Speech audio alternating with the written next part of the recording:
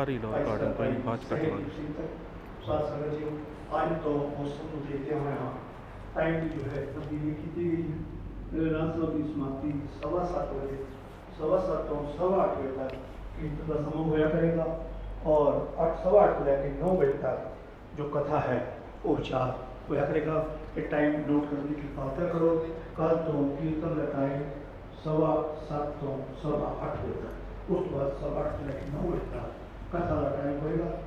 दूसरी बेनती साथियों, खालसा सिरजना दिवस की आरंभता हो चुकी है। सो इस स्थान पर आज साढ़े को डॉक्टर सुखबीर सिंह जी को उसे संदेश हासिल हो है। इस स्थान पे बुधवार को विशेष दीवान सजाए जा रहे। बुधवार सवेरे आशाई वादक कीर्तन भाई साहब भाई योगवीर सिंह जी सरिंदा वादक सचखंड अमृतसर आने। 14 तरीक को विसाखी वाले दिन आशाई वादक कीर्तन भाई साहब भाई वीर सिंह हजूरा की श्री सचखंड हजूर साहिब उतो गुजरे हैं। इस तरह 15 तरीक को ही जसविंदर सिंह हजूरा की श्री दरबार साहब 16 तरीक को कथा जो है सिंह साहिब मान सिंह जी साबका ग्रंथी श्री दरबार साहब वो आ रहे हैं। तो बुधवार को लेकर शनिचरवार तक लगातार खालसा सिरजना दिवस को समर्पित विशेष दीवान सजाए गए हैं। तो 16 तरीक को ही शाम को जिस तरह पहले सहज पाठ चलता सी उस तरह ही नित्यम की जो है व्याख्या वो 16 तरीक शाम को शनिचरवार के दिन वो की जाएगी। सो बेनती है आप नोट करो होरना दसो ताकि वध तो वध संगत जो है उसका लाहा लै सके। नित्यम दियाँ 5 बाणियां जो हैं उस तो बाद आशाई वार एक 5-6 बाणियां जो है वो व्याख्या 16 तरीक तो शाम को की जा रही है। तो हम मैं बड़े सरकार हाँ दूजी बेनती बुधवार को लैके शुक्रवार तक भाई साहब भाई हरविंदर सिंह जी सुहाना वाले जोड़े इस स्थान के पहले हैड ग्रंथी सेवा भाई जिन्होंने वो 3 दिन वास्ते सवेरे तो शाम कथा द्वारा निहाल करेंगे।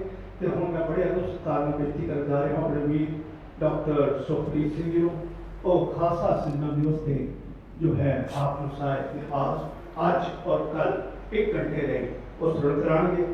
और वाहिगुरू जी का खालसा वाहिगुरू जी की डॉक्टर सुखबीर सिंह जी। ठीक है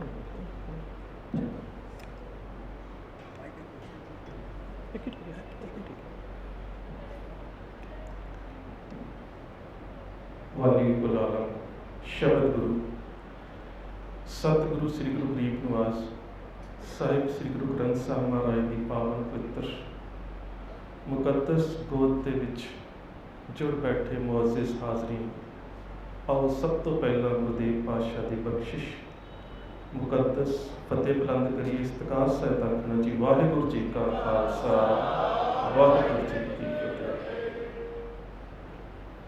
प्रबंधक साहिबान के वलों हुक्म खालसा पंथ के प्रगट दिवस के नाल संबंधित कुछ विचार।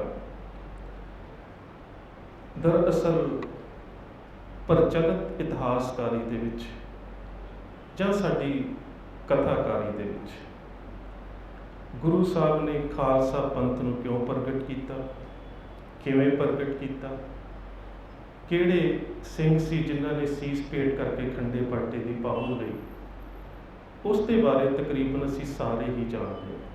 पर मेरे ख्याल दे नाल वो हुण साडा खास करके मंच के उपर बोलण वालियां दा विशा नहीं रहा। उस गल नूं असीं घरां दे विचों अगली पीढ़ी च लैके आउणा। सो मैं खालसा पंथ का अजोका सरूप ते खालसा निरूपण इस दे उपर तुहाडे नाल कुछ विचार जरूर साझे करूँगा कि अज जरूरत इस चीज़ की है कि गुरुदेव पातशाह ने जिहड़ा खालसा प्रगट किया वो खालसे दे गुण कि व्यक्तिगत तौर पर जां संगठित रूप दे विच खालसे विच हन या नहीं हन, जां कि वो गुण जिहड़े गुरुदेव पातशाह ने साडे विच प्रगट किए वो संभव ने जां संभव नहीं, या फिर उसका जिहड़ा निरूपण है असीं रोज़ गुरु ग्रंथ साहिब महाराज की हजूरी दे विच खड़े होकर सारे ही अरदास दे विच चाहे कोई भी राजनीतिक धिर है ये गल करदे आ राज करेगा खालसा ਤੇ ਫਿਰ ਉਸ ਖਾਲਸੇ ਦਾ ਰਾਜ ਕਿਵੇਂ ਦਾ ਸੀ ਤੇ ਜਿਹੜਾ ਸਾਡੇ ਵਡੇਰਿਆਂ ਨੇ ਸਟੇਟਹੁੱਡ ਮਾਣਿਆ ਉਹਦੇ ਵਿੱਚ ਖਾਲਸੇ ਦੇ ਕਿਹੜੇ ਗੁਣ ਸਨ। ਸੋ ਪਹਿਲੀ ਗੱਲ ਤਾਂ ਸਰੂਪ ਦੀ ਗੱਲ ਕਰੀਏ। ਸਾਹਿਬ ਸ੍ਰੀ ਗੁਰੂ ਗੋਬਿੰਦ ਸਿੰਘ ਮਹਾਰਾਜ ਖਾਲਸੇ ਦੇ ਸਰੂਪ ਦੇ ਬਾਰੇ ਇੱਕ ਗੱਲ ਬੜੀ ਪਿਆਰੀ ਕਰਦੇ ਨੇ, ਪ੍ਰਭ ਮਹਿ ਮੋਹ ਮਹਿ ਤਾਸ ਮਹਿ ਰੰਚਕ ਨਾਹੀ ਭੇਦ। ਪਰ ਇਹਦੇ 'ਚ ਸਵਾਲ ਇਹ ਪੈਦਾ ਹੁੰਦਾ, ਕਹਿੰਦੇ ਪਰਮਾਤਮਾ ਦੇ ਵਿੱਚ, ਮੇਰੇ ਵਿੱਚ ਤੇ ਉਹਦੇ 'ਚ ਕੋਈ ਫਰਕ ਨਹੀਂ ਹੈ। ਉਹ ਕੌਣ ਹੈ? ਆਤਮ ਰਸ ਜਿਹ ਜਾਣੀ ਸੋ ਹੈ ਖਾਲਸ ਦੇਵ। ਜਿਸ ਨੇ ਰੂਹਾਨੀਅਤ ਦੇ ਦਾਇਰੇ ਦੇ ਵਿੱਚ ਉਸ ਸ਼ਬਦ ਤੇ ਸੁਰਤ ਦੇ ਸੰਕਲਪ ਦੇ ਵਿੱਚੋਂ ਆਪਣਾ ਆਪਾ ਆਪਣੇ ਇਸ਼ਟ ਨੂੰ ਸਮਰਪਿਤ ਕਰ ਦਿੱਤਾ, ਉਸ ਖਾਲਸੇ ਦੇ ਵਿੱਚ, ਮੇਰੇ ਦੇ ਵਿੱਚ ਤੇ ਪਰਮਾਤਮਾ ਦੇ ਵਿੱਚ ਕੋਈ ਅੰਤਰ ਨਹੀਂ। ਹੁਣ ਪਹਿਲੀ ਗੱਲ ਤੇ ਇਹ ਕਿ ਗੁਰਦੇਵ ਪਾਤਸ਼ਾਹ ਨੇ ਬਖਸ਼ਿਸ਼ ਇੰਨੀ ਵੱਡੀ ਕਰ ਦਿੱਤੀ ਕਿ ਮੇਰੇ ਵਿੱਚ ਤੇ ਖਾਲਸੇ ਵਿੱਚ ਕੋਈ ਅੰਤਰ ਨਹੀਂ। ਫਿਰ ਦੂਜੀ ਗੱਲ ਕਿ ਫਿਰ ਖਾਲਸੇ ਦਾ ਸਰੂਪ ਕਿਵੇਂ ਦਾ ਹੋਵੇ, ਕਿਉਂਕਿ ਗੁਰੂ ਦਾ ਸਰੂਪ ਕੈਸਾ ਹੈ। ਫਿਰ ਗੁਰੂ ਪਾਤਸ਼ਾਹ ਕਹਿ ਰਹੇ ਨੇ ਕਿ ਖਾਲਸਾ ਮੇਰੋ रूप है खास, ते खालसे में हो करो निवास। खालसा मेरो सज्जन सूरा, खालसा मेरो सतगुर पूरा। खालसा मेरो इष्ट सुहिरद, खालसा मेरो कहियत बिरद। फिर वो अगली गल कहते हैं, हाँ खालसे को खालसा मेरो, हाँ खालसे को खालसा मेरो ओत पोत सागर बंदेरो। ये बड़ी अहम गल है। ਕਹਿੰਦੇ ਸਮੁੰਦਰ ਦੇ ਵਿੱਚ ਇੱਕ ਪਾਣੀ ਦੀ ਬੂੰਦ ਪਾ ਕੇ ਉਸ ਬੂੰਦ ਨੂੰ ਵਾਪਸ ਨਹੀਂ ਕੱਢਿਆ ਜਾ ਸਕਦਾ, ਭਾਵੇਂ ਸਾਰਾ ਪਾਣੀ ਕੱਢ ਲਓ, ਪਰ ਉਹ ਬੂੰਦ ਨਹੀਂ ਵਾਪਸ ਕੱਢੀ ਜਾ ਸਕਦੀ। ਕਹਿੰਦੇ ਖਾਲਸਾ ਮੇਰੇ ਵਿੱਚ ਇਸ ਤਰ੍ਹਾਂ ਦੇ ਨਾਲ ਅਭੇਦ ਹੋ ਚੁੱਕਾ ਹੈ ਕਿ ਮੇਰੇ ਚੋਂ ਕੱਢਿਆ ਹੀ ਨਹੀਂ ਜਾ ਸਕਦਾ, ਖਾਲਸੇ ਨੂੰ ਮੇਰੇ ਤੋਂ ਵੱਖ ਕੀਤਾ ਹੀ ਨਹੀਂ ਜਾ ਸਕਦਾ। ਉਹ ਕਹਿੰਦੇ ਨੇ ਸਮੁੰਦਰ ਗੋਬਿੰਦ ਸਾਗਰ, ਹਉ ਖਾਲਸੇ ਕੋ ਖਾਲਸਾ ਮੇਰੋ ਓਤ ਪੋਤ ਸਾਗਰ ਬੁੰਦੇਰੋ। ਇਸ ਤਰ੍ਹਾਂ ਓਤ ਪੋਤ ਹੋ ਗਏ ਆ, ਇਸ ਤਰ੍ਹਾਂ ਅਭੇਦ ਹੋ ਗਏ ਆ ਕਿ ਹੁਣ ਖਾਲਸੇ ਨੂੰ ਮੇਰੇ ਤੋਂ ਵੱਖ ਨਹੀਂ ਕੀਤਾ ਜਾ ਸਕਦਾ। ਪਰ ਸਮੁੰਦਰ ਦਾ ਇੱਕ ਸੁਭਾਅ ਹੈ, ਸਮੁੰਦਰ ਦਾ ਇੱਕ ਵਿਸ਼ੇਸ਼ ਸੁਭਾਅ ਇਹ ਹੈ ਕਿ ਸਮੁੰਦਰ ਮੁਰਦਾ ਚੀਜ਼ ਨੂੰ ਆਪਣੇ ਵਿੱਚ ਨਹੀਂ ਰੱਖਦਾ। ਮੱਛੀ ਵੀ ਮਰ ਜਾਵੇ ਤੇ ਕੰਢੇ ਤੇ ਲਿਆ ਸੁੱਟਦਾ ਹੈ। ਪਾਤਸ਼ਾਹ ਕਹਿੰਦੇ ਜੇ ਸੁਰਤ ਜਾਗਰਤ ਹੈ ਤਾਂ ਓਤ ਪੋਤ ਸਾਗਰ ਬੰਦੇਰੋ ਹੈ, ਪਰ ਜੇਕਰ ਜ਼ਮੀਰ ਮੁਰਦਾ ਹੋ ਗਈ ਫਿਰ ਜਬ ਜੇ ਗਹਿ ਵਿਪਰਨ ਕੀ ਰੀਤ ਮੈਂ। ਫਿਰ ਨਾ ਕਿਉਂ ਕਿ ਖਾਲਸਾ ਗੁਰੂ ਦਾ ਰੂਪ ਹੈ, ਜੇ ਗੁਰੂ ਦਾ ਰੂਪ ਬਣਨਾ ਤੇ ਫਿਰ ਸਾਗਰ ਦੇ ਵਿੱਚ ਬੂੰਦ ਬਣ ਕੇ ਸਮਾਉਣਾ ਪਵੇਗਾ। ਹੁਣ ਗੁਰੂ ਦਾ ਰੂਪ ਕੈਸਾ ਹੈ, ਖਾਲਸੇ ਦਾ ਰੂਪ ਫਿਰ ਸਮਝਿਆ ਜਾ ਸਕਦਾ ਹੈ। ਗੁਰੂ ਦਾ ਰੂਪ ਕੈਸਾ ਹੈ? ਵੈਸੇ ਤੇ ਗੁਰੂ ਗੋਬਿੰਦ ਸਿੰਘ ਮਹਾਰਾਜ ਦੇ ਜਦੋਂ ਪਹਿਲੀ ਵਾਰ ਦੀਦਾਰ ਕੀਤੇ ਭਾਈ ਨੰਦ ਲਾਲ ਜੀ ਨੇ, ਸਰੀਰਕ ਰੂਪ ਦੀ ਸੁਹੱਪਣਤਾ ਤੇ ਗੁਰੂ ਦੀ ਸੁੰਦਰਤਾ ਤੇ ਗੁਰੂ ਦੀ ਖੂਬਸੂਰਤੀ, ਉਹਨਾਂ ਨੇ ਇੱਕ ਗੱਲ ਕਹਿ ਦਿੱਤੀ ਸੀ, ਗਾਹੇ ਸੂਫੀ ਗਾਹੇ ਜ਼ਾਹਿਦ ਗਾਹੇ ਕਲੰਦਰ ਮੇ ਸ਼ਬਦ, ਰੰਗ ਹਾਏ ਮੁਖਤਲਿਫ ਦਾਰਦ ਬੁੱਤੇ ਆਯਾਰ ਮਾਂ, ਦੀਨ ਦੁਨੀਆ ਦਰਕ ਮੰਦੇ ਆ ਵਰੀ ਰੁਖਸਾਰ ਮਾਂ, ਹਰ ਦੋ ਆਲਮ ਕੀਮਤੇ ਯਕ ਤਾਰ ਮੂਏ ਯਾਰ। ਇਹ ਗੁਰੂ ਗੋਬਿੰਦ ਸਿੰਘ ਮਹਾਰਾਜ, ਤੇਰੇ ਚਿਹਰੇ ਨੂੰ ਤੱਕ ਕੇ ਮੈਂ ਪ੍ਰਭਾਸ਼ਿਤ ਨਹੀਂ ਕਰ ਸਕਦਾ ਕਿ ਮੈਂ ਤੈਨੂੰ ਕੀ ਕਹਾਂ। ਗਾਹੇ ਸੂਫੀ ਗਾਹੇ ਜ਼ਾਹਿਦ ਗਾਹੇ ਕਲੰਦਰ ਮੇ ਸ਼ਬਦ, ਰੰਗ ਹਾਏ ਮੁਖਤਲਿਫ, ਮੁਖਤਲਿਫ ਵੱਖ ਵੱਖ, ਦੁਨੀਆ ਦੇ ਸਾਰੇ ਰੰਗ ਤੇਰੀ ਸੂਰਤ ਦੇ ਵਿੱਚ ਸਮਾਏ ਹੋਏ ਨੇ, ਮੈਂ ਕਿਹੜਾ ਨਾਮ ਲਵਾਂ ਤੇਰਾ। ਫਿਰ ਨੰਦ ਲਾਲ ਜੀ ਅੱਗੇ ਜਾ ਕੇ ਕਹਿੰਦੇ ਨੇ, ਉਹ ਕਹਿੰਦੇ ਕਿ ਉਹ ਇੰਨਾ ਪਿਆਰਾ ਹੈ, ਇੱਕ ਸੂਰਤ ਪਿਆਰੀ ਹੁੰਦੀ ਹੈ, ਇੱਕ ਸੀਰਤ ਪਿਆਰੀ ਹੁੰਦੀ ਹੈ। ਨੰਦ ਲਾਲ ਜੀ ਕਹਿੰਦੇ ਨੇ ਸੂਰਤ ਕਿਵੇਂ ਦੀ ਹੈ ਕਿ ਹੱਕ ਰਾਹ ਗੰਜੂਰ ਗੁਰੂ ਗੋਬਿੰਦ ਸਿੰਘ, ਜੁਮਲਾ ਫੈਜ਼ੇ ਨੂਰ ਗੁਰੂ ਗੋਬਿੰਦ ਸਿੰਘ। ਇਹ ਸਾਰੇ ਸ਼ਬਦ ਅਰੈਬਿਕ ਲੈਂਗੁਏਜ ਦੇ ਵਿੱਚ ਹੋਏ। ਜਿੰਨੇ ਅਸੀਂ ਬੈਠੇ ਹਾਂ, ਜੇ ਮੈਂ ਕਹਾਂ ਕਿ ਗੁਰੂ ਗੋਬਿੰਦ ਸਿੰਘ ਮਹਾਰਾਜ ਦੀ ਸਿਫਤ ਦੇ ਵਿੱਚ ਇੱਕ ਇੱਕ ਸ਼ਬਦ ਬੋਲੀਏ, 10-12 ਸ਼ਬਦਾਂ ਤੋਂ ਬਾਅਦ ਸਾਡੇ ਸ਼ਬਦ ਮੁੱਕ ਜਾਂਦੇ ਨੇ। ਅਸੀਂ ਕਹਿ ਦੇਵਾਂਗੇ ਸਰਬੰਸਦਾਨੀ ਤੇਗ ਦੇ ਧਨੀ, ਕਲਮ ਦੇ ਧਨੀ, ਬਾਜਾਂ ਵਾਲੇ, ਘੋੜੇ ਦੇ ਸ਼ਾਹਸਵਾਰ, ਸਰਬੰਸਦਾਨੀ, ਬਾਦਸ਼ਾਹ ਦਰਵੇਸ਼। ਇਹਦੇ ਤੋਂ ਬਾਅਦ ਸਾਡੇ ਕੋਲ ਸ਼ਬਦ ਮੁੱਕ ਜਾਂਦੇ ਨੇ। ਤੇ ਜਦੋਂ ਗੰਜਨਾਮਾ ਦੇ ਵਿੱਚ ਭਾਈ ਨੰਦ ਲਾਲ ਗੁਰੂ ਗੋਬਿੰਦ ਸਿੰਘ ਮਹਾਰਾਜ ਦੀ ਸਿਫਤ ਬਿਆਨ ਕਰਦੇ ਆ, 104 ਨੰਬਰ ਸ਼ੇਰ ਤੋਂ ਲੈ ਕੇ 160 ਨੰਬਰ ਸ਼ੇਰ ਤੱਕ ਤਕਰੀਬਨ 150 ਤੋਂ ਵੱਧ ਸਿਫਤਾਂ ਬਿਆਨ ਕਰਨ ਤੋਂ ਬਾਅਦ ਪਤਾ ਕੀ ਕਹਿੰਦੇ ਨੇ? ਕਹਿੰਦੇ ਲਾਲ ਸਗ ਗੁਲਾਮ ਗੁਰੂ ਗੋਬਿੰਦ ਸਿੰਘ ਦਾਗਦਾਰੇ ਨਾਮ ਗੁਰੂ ਗੋਬਿੰਦ ਸਿੰਘ। ਇਹ ਗੁਰੂ ਗੋਬਿੰਦ ਸਿੰਘ ਮਹਾਰਾਜ ਹੁਣ ਸ਼ਬਦ ਮੁੱਕ ਗਏ ਨੇ, ਸਿਫਤਾਂ ਨਹੀਂ ਮੁੱਕੀਆਂ। ਹੁਣ ਮੇਰੇ ਸ਼ਬਦ ਮੁੱਕ ਗਏ ਨੇ ਪਰ ਤੇਰੀਆਂ ਸਿਫਤਾਂ ਨਹੀਂ ਮੁੱਕੀਆਂ। ਹੁਣ ਤਾਂ ਮੈਂ ਆਖਰੀ ਤੌਰ ਤੇ ਇਹੀ ਕਹਿ ਸਕਦਾ, ਸਗ ਫਾਰਸੀ 'ਚ ਕੁੱਤੇ ਨੂੰ ਕਿਹਾ ਜਾਂਦਾ ਹੈ, ਲਾਲ ਸਗ ਗੁਲਾਮ ਗੁਰੂ ਗੋਬਿੰਦ ਸਿੰਘ, ਕਿ ਨੰਦ ਲਾਲ ਤੇ ਹੁਣ ਗੁਰੂ ਦੇ ਦਰ ਦਾ ਕੁੱਤਾ ਹੈ, ਕੇਵਲ ਭੌਂਕ ਸਕਦਾ ਹੈ, ਸਿਫਤਾਂ ਬਿਆਨ ਨਹੀਂ ਕਰ ਸਕਦਾ। ਫਿਰ ਉਹ ਜਦੋਂ ਸੂਰਤ ਦੀ ਗੱਲ ਕਰਦੇ ਨੇ, ਕਹਿੰਦੇ ਕਿ ਜ਼ੁਮਲਾ ਫੈਜ਼ੇ ਨੂਰ। ਜ਼ੁਮਲਾ ਦਾ ਭਾਵ ਹੁੰਦਾ ਸਾਰੀਆਂ ਗੱਲਾਂ ਦੀ ਇੱਕ ਗੱਲ, ਫੈਜ਼ ਫੈਸਲਾ, ਕਿ ਸਾਰੀਆਂ ਗੱਲਾਂ ਦਾ ਅੰਤਮ ਫੈਸਲਾ ਇਹ ਹੈ ਕਿ ਖੁਦਾ ਦਾ ਨੂਰ ਹੈ ਗੁਰੂ ਗੋਬਿੰਦ ਸਿੰਘ। ਕਿਉਂਕਿ ਜਿਹੜਾ ਇਸਲਾਮ ਮਤ ਹੈ ਉਹ ਕਹਿੰਦਾ ਖੁਦਾ ਨੂਰ ਹੈ ਤੇ ਇਨਸਾਨ ਜਿਹੜਾ ਨਾਰ ਹੈ। ਇਨਸਾਨ ਤੱਤਾਂ ਤੋਂ ਬਣਿਆ, ਖੁਦਾ ਨੂਰ ਤੋਂ ਬਣਿਆ, ਤੇ ਨੂਰ ਨੇ ਆਪਣਾ ਨੂਰ ਧਰਤੀ ਤੇ ਪ੍ਰਗਟ ਕੀਤਾ। ਪਰ ਨੰਦ ਲਾਲ ਕਹਿੰਦੇ ਨੇ ਕਿ ਜ਼ੁਮਲਾ ਫੈਜ਼ੇ ਨੂਰ ਗੁਰੂ ਗੋਬਿੰਦ ਸਿੰਘ। ਗੁਰੂ ਗੋਬਿੰਦ ਸਿੰਘ ਮਹਾਰਾਜ ਦੀ ਸੂਰਤ ਜ਼ੁਮਲਾ ਫੈਜ਼ੇ ਨੂਰ। ਜ਼ੁਮਲਾ ਆਖਰੀ ਫੈਸਲਾ, ਫੈਜ਼ ਨਤੀਜਾ ਤੇ ਤੱਥ, ਕਿ ਗੁਰੂ ਗੋਬਿੰਦ ਸਿੰਘ ਮਹਾਰਾਜ ਪਰਮਾਤਮਾ ਦਾ ਨੂਰ ਹੈ। ਫਿਰ ਕਹਿੰਦੇ ਹੱਕ ਰਾਹ ਗੰਜੂਰ। ਹੱਕ ਕਹਿੰਦੇ ਸੱਚ, ਇਹ ਸੀਰਤ ਹੈ। ਹੱਕ ਰਾਹ ਗੰਜੂਰ, ਸਾਰੀਆਂ ਸੱਚਾਈਆਂ ਦਾ ਤੇ ਖੁਦਾਈ ਦਾ ਖਜ਼ਾਨਾ ਹੈ ਗੁਰੂ ਗੋਬਿੰਦ ਸਿੰਘ ਮਹਾਰਾਜ। ਫਿਰ ਉਹ ਕਹਿੰਦੇ ਕਿ ਕਿਉਂ ਸੋਹਣਾ ਲੱਗ ਰਿਹਾ ਹੈ ਗੁਰੂ ਗੋਬਿੰਦ ਸਿੰਘ ਮਹਾਰਾਜ, ਕਿਉਂ ਸੋਹਣੇ ਲੱਗ ਰਹੇ ਨੇ? ਉਹ ਕਹਿੰਦੇ ਨੇ ਇਸ ਕਰਕੇ ਕਿ ਕਦਰ ਕੁਦਰਤ ਪੇਸ਼ ਗੁਰੂ ਗੋਬਿੰਦ ਸਿੰਘ ਇਨਕਿਆਦ ਆਦੇਸ਼ ਗੁਰੂ ਗੋਬਿੰਦ ਸਿੰਘ। ਕਹਿੰਦੇ ਸਾਰੀ ਕੁਦਰਤ ਦੇ ਵਿੱਚ ਗੁਰੂ ਗੋਬਿੰਦ ਸਿੰਘ ਵਸ ਰਿਹਾ ਹੈ, ਸਾਰੀ ਕੁਦਰਤ ਉਹਦੇ ਕਦਮਾਂ ਦੇ ਵਿੱਚ ਹੈ, ਪਰ ਗੁਰੂ ਗੋਬਿੰਦ ਸਿੰਘ ਆਪ ਕੁਦਰਤ ਦੇ ਵਿੱਚ ਸਮਾਇਆ ਹੋਇਆ ਹੈ।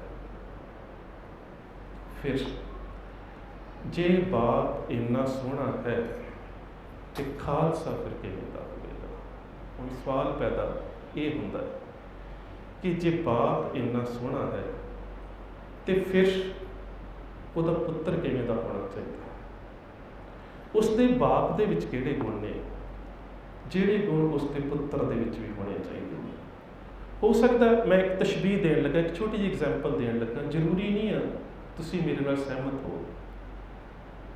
ਜਦੋਂ 4 ਸਾਹਿਬਜ਼ਾਦੇ ਫਿਲਮ ਆਈ ਨਾ, ਐਨੀਮੇਟਡ ਸੀ, ਤੇ ਮੈਂ ਉਦੋਂ ਲਿਖਿਆ ਵੀ ਤੇ ਬੋਲਿਆ ਵੀ ਕਿ ਇਹ ਐਨੀਮੇਸ਼ਨ ਫਿਲਮਾਂ ਤੋਂ ਬਾਅਦ ਜਦੋਂ ਅਸੀਂ ਮਾਪਿਆਂ ਦਾ ਪ੍ਰਤੀਕਰਮ ਵੇਖ ਰਹੇ ਹਾਂ ਨਾ, ਕਹਿੰਦੇ ਸਾਡੇ ਬੱਚੇ ਫਿਲਮ ਵੇਖ ਕੇ ਰੋਏ। ਇਹ ਪ੍ਰਤੀਕਰਮ ਕੋਈ ਚੰਗਾ ਨਹੀਂ ਹੈ। ਇਹਦਾ ਮਤਲਬ ਕੀ ਹੈ ਕਿ ਸਾਹਿਬਜ਼ਾਦਿਆਂ ਨੂੰ ਪਤਾ ਹੀ ਫਿਲਮ ਦੇ ਵਿੱਚੋਂ ਲੱਗਾ, ਅਸੀਂ ਆਪਣੇ ਘਰ ਦੱਸਿਆ ਹੀ ਕੁਝ ਨਹੀਂ। ਇਹ ਸਾਡੇ ਤੇ ਇੱਕ ਸਵਾਲ ਪੈਦਾ ਹੁੰਦਾ ਸੀ। ਇਸ ਦਾ ਮਤਲਬ ਇਤਿਹਾਸ ਦੇ ਬਾਰੇ, ਸਾਹਿਬਜ਼ਾਦਿਆਂ ਦੀ ਸ਼ਹਾਦਤ ਦੇ ਬਾਰੇ ਅਸੀਂ ਦੱਸਿਆ ਹੀ ਕੁਝ ਨਹੀਂ। ਦੂਜੀ ਗੱਲ ਸੀ ਵਿਜ਼ੂਅਲਿਟੀ, ਕਿ ਸ਼ਾਇਦ ਵੇਖ ਕੇ ਉਹਦਾ ਵੇਖਣ ਦਾ ਜਿਹੜਾ ਇੱਕ ਦੁਰਪ੍ਰਭਾਵ ਇਹ ਪਿਆ ਕਿ ਸਾਹਿਬਜ਼ਾਦਿਆਂ ਦੀਆਂ ਜਿਹੜੀਆਂ ਐਨੀਮੇਟਡ, ਜਿਹੜੀਆਂ ਕਾਰਟੂਨ ਦੇ ਵਿੱਚ ਬਣਾਈਆਂ ਗਈਆਂ ਮੁਸੱਵਰਕਾਰੀ ਦੀਆਂ ਤਸਵੀਰਾਂ ਸੀ, ਉਹ ਅੱਜ ਸਾਡੀ ਮਾਨਸਿਕਤਾ ਦਾ ਹਿੱਸਾ ਬਣ ਗਈਆਂ। ਹੁਣ ਕਿਤੇ ਵੀ ਸਾਹਿਬਜ਼ਾਦਿਆਂ ਦਾ ਸ਼ਹੀਦੀ ਦਿਹਾੜਾ ਮਨਾਇਆ ਜਾਂਦਾ ਤੇ ਉਸੇ ਫਿਲਮ 'ਚ ਉਹ ਜਿਹੜੇ ਕਾਰਟੂਨ ਤਿਆਰ ਕੀਤੇ ਗਏ, ਉਹੀ ਸਾਹਿਬਜ਼ਾਦਾ ਅਜੀਤ ਸਿੰਘ ਦੀ ਤਸਵੀਰ ਬਣਾਈ ਜਾਂਦੀ ਹੈ, ਉਹੀ ਜੁਝਾਰ ਸਿੰਘ ਦੀ ਬਣਾਈ ਜਾਂਦੀ ਹੈ। ਤੇ ਕੇਸ ਗੁਰੂ ਦੇ ਸਿੱਖ ਤੇ ਕਿਹੜੇ ਰਾਹ ਤੁਰ ਪਏ? ਜਿਸ ਗੁਰੂ ਨੇ ਕਿਹਾ ਕਿ ਗੁਰ ਮੂਰਤ ਗੁਰ ਸ਼ਬਦ ਹੈ, ਮੂਰਤਾਂ ਦੇ ਰਾਹ ਤੁਰ ਪਏ। ਔਰ ਸੋਚ ਸਾਡੀ ਕਿੱਥੇ ਟਿਕੀ ਸੀ? ਧਰਮ ਦਾ ਪ੍ਰਚਾਰ ਹੋਵੇਗਾ, ਪਰ ਸੁਰਤ ਜਿਹੜੀ ਸੀ ਸ਼ਬਦ ਨੂੰ ਤੋੜ ਕੇ ਤਸਵੀਰ 'ਚ ਵਸਾ ਦਿੱਤੀ। ਹੋਣਾ ਕੀ ਚਾਹੀਦਾ ਸੀ ਕਿ ਇੱਕ ਸਿੱਖ ਬੱਚਾ, ਉਹਨੂੰ ਫਿਲਮਾਇਆ ਜਾ ਸਕਦਾ ਸੀ, ਆਖਰ ਦੇ ਵਿੱਚ ਤੱਤ ਇਹ ਕੱਢਿਆ ਜਾ ਸਕਦਾ ਸੀ ਕਿ ਮੈਂ ਇਹ ਕਾਜ਼ ਇਉਂ ਕੀਤਾ ਕਿ ਮੈਂ ਸਾਹਿਬਜ਼ਾਦਿਆਂ ਦੀ ਸ਼ਖਸੀਅਤ ਤੋਂ ਪ੍ਰਭਾਵਿਤ ਹਾਂ। ਇਸਲਾਮ ਦੇ ਵਿੱਚ ਫਿਲਮਾਂ ਨਹੀਂ ਬਣਦੀਆਂ, ਪਰ ਕੀ ਉਹਨਾਂ ਦੇ ਧਰਮ ਦਾ ਪ੍ਰਚਾਰ ਨਹੀਂ ਹੁੰਦਾ? ਹੁਣ ਵੀ ਤੁਸੀਂ ਵੇਖਿਓ ਮਾਤਾ ਸਾਹਿਬ ਕੌਰ ਜੀ ਦੇ ਉੱਪਰ ਫਿਲਮ ਸ਼ਾਇਦ ਆ ਰਹੀ ਹੈ, ਸ਼੍ਰੋਮਣੀ ਗੁਰਦੁਆਰਾ ਪ੍ਰਬੰਧਕ ਕਮੇਟੀ ਨੇ ਪਾਬੰਦੀ ਲਾ ਦਿੱਤੀ ਹੈ। ਉਹਦੇ ਨਾਲ ਵੀ ਇੰਝ ਹੀ ਹੋਵੇਗਾ, ਖਾਲਸੇ ਦੀ ਮਾਤਾ ਔਰ ਜਿਹੜਾ ਉਹ 3D ਇਮੇਜ ਜਿਹਨੂੰ ਅਸੀਂ ਬਾਇਓਪਿਕ ਕਹਿ ਦਿੰਦੇ ਹਾਂ, ਤਿਆਰ ਕੀਤਾ ਜਾਂਦਾ ਵਿਅਕਤੀ ਦੇ ਉੱਪਰ ਹੀ, ਸਾਡੇ ਮਨਾਂ ਦੇ ਵਿੱਚ ਉਹ ਚਿੱਤਰਣ ਰਹੇਗਾ, ਸਾਡੇ ਬੱਚਿਆਂ ਦੇ ਮਨਾਂ ਦੇ ਵਿੱਚ ਵੀ ਉਹ ਚਿੱਤਰਣ ਰਹੇਗਾ। ਪਰ ਅਸਲੀਅਤ ਤੇ ਇਹ ਹੈ ਕਿ ਕਿਸੇ ਵੀ ਸੋਹਣੇ ਤੋਂ ਸੋਹਣੇ ਅਦਾਕਾਰ ਨੂੰ ਕਿਸੇ ਫਿਲਮ ਦੇ ਵਿੱਚ ਬੱਚਾ ਵੇਖ ਤੇ ਸਕਦਾ, ਆਪਣੀ ਮਾਂ ਦੀ ਜਗ੍ਹਾ ਨਹੀਂ ਦੇ ਸਕਦਾ। ਮਾਂ ਦੇ ਵਾਸਤੇ ਬੱਚੇ ਦਾ ਜਿਹੜਾ ਰਿਸ਼ਤਾ ਉਹਦੀ ਸੁੰਦਰਤਾ ਤੇ ਨਹੀਂ ਟਿਕਿਆ ਹੋਇਆ।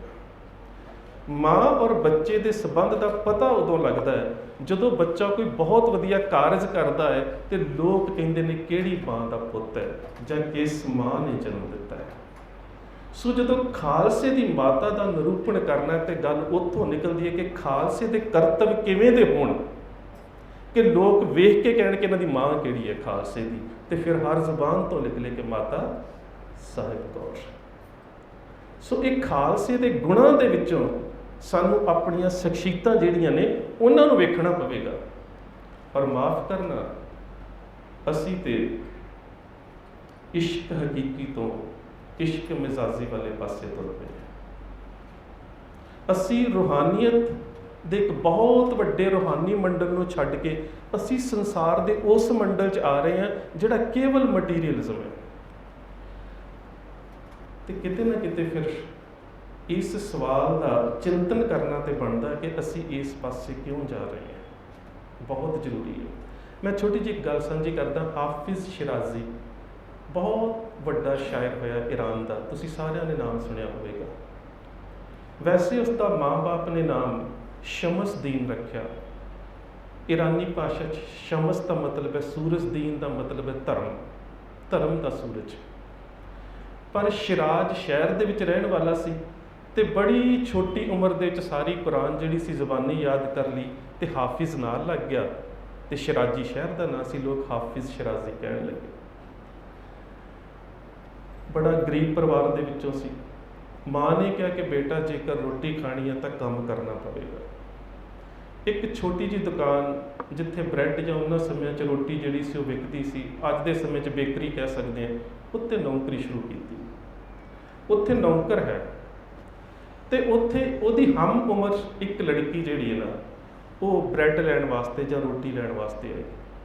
ਕੁਦਰਤਨ ਉਮਰ ਐਵੇਂ ਦੀ ਸੀ ਕਿ ਉਸ ਨੂੰ ਵੇਖ ਕੇ ਬਹੁਤ ਪ੍ਰਭਾਵਿਤ ਹੋ ਗਿਆ ਤੇ ਆਪਣੇ ਮਾਲਿਕ ਨੂੰ ਕਹਿੰਦਾ ਕਿ ਮੈਂ ਤੇ ਇਹਨੂੰ ਪ੍ਰਾਪਤ ਕਰਨਾ ਚਾਹੁੰਦਾ, ਮੈਂ ਤੇਰੀ ਨੌਕਰੀ ਛੱਡੀ। ਕਹਿੰਦਾ ਪ੍ਰਾਪਤ ਕਿਵੇਂ ਕਰੇਗਾ? ਸ਼ਕਲ, ਸੂਰਤ, ਲਿਬਾਸ ਤੋਂ ਉਹ ਅਮੀਰ ਘਰ ਦੀ ਲੱਗਦੀ ਹੈ ਤੇ ਤੂੰ ਮੇਰੀ ਇੱਕ ਦੁਕਾਨ ਦੇ ਉੱਪਰ ਨੌਕਰ, ਕਿਵੇਂ ਹਾਸਲ ਕਰੇਗਾ? ਕਹਿੰਦਾ ਤੂੰ ਮੇਰੀ ਕੋਈ ਮਦਦ ਨਹੀਂ ਕਰ ਸਕਦਾ। ਕਹਿੰਦਾ ਨਹੀਂ, ਤੇਰੀ ਮਦਦ ਤਾਂ ਹੁਣ ਖੁਦਾ ਹੀ ਕਰ ਸਕਦਾ ਹੈ, ਮੈਂ ਨਹੀਂ ਕਰ ਸਕਦਾ, ਕਿਉਂਕਿ ਬਹੁਤ ਅਮੀਰ ਪਰਿਵਾਰ ਦੀ ਬੱਚੀ, ਤੂੰ ਮੇਰੀ ਦੁਕਾਨ ਦਾ ਨੌਕਰ। ਪਰ ਜਿਹੜੀ ਸ਼ੁਰੂਆਤ ਹੋਈ ਹੈ ਉਹ ਇਸ਼ਕ ਮਜਾਜ਼ੀ ਤੋਂ ਹੋਈ ਹੈ, ਮਦਦ ਨਹੀਂ ਕਰ ਸਕਦਾ। ਕਹਿੰਦਾ ਤੇਰੀ ਮਦਦ ਖੁਦਾ ਹੀ ਕਰ ਸਕਦਾ ਹੈ। ਉਹੀ ਗੱਲ ਮਨ ਦੇ ਵਿੱਚ ਵੱਸ ਗਈ ਤੇ ਜੰਗਲ ਦੇ ਵਿੱਚ ਚਲਾ ਗਿਆ ਤੇ ਚਲੀਹਾ ਕੱਟਣਾ ਸ਼ੁਰੂ ਕਰ ਦਿੱਤਾ। 40 ਦਿਨ ਬੰਦਗੀ ਕਰਨੀ ਸ਼ੁਰੂ ਕਰ ਦਿੱਤੀ। ਕਾਹਦੇ ਵਿੱਚ? ਇਸ਼ਕ ਮਜਾਜੀ ਦੇ ਵਾਸਤੇ ਕਿ ਉਹ ਕੁੜੀ ਮੈਨੂੰ ਮਿਲ ਜਾਵੇ, ਮੈਨੂੰ ਚੰਗੀ ਲੱਗੀ ਹੈ।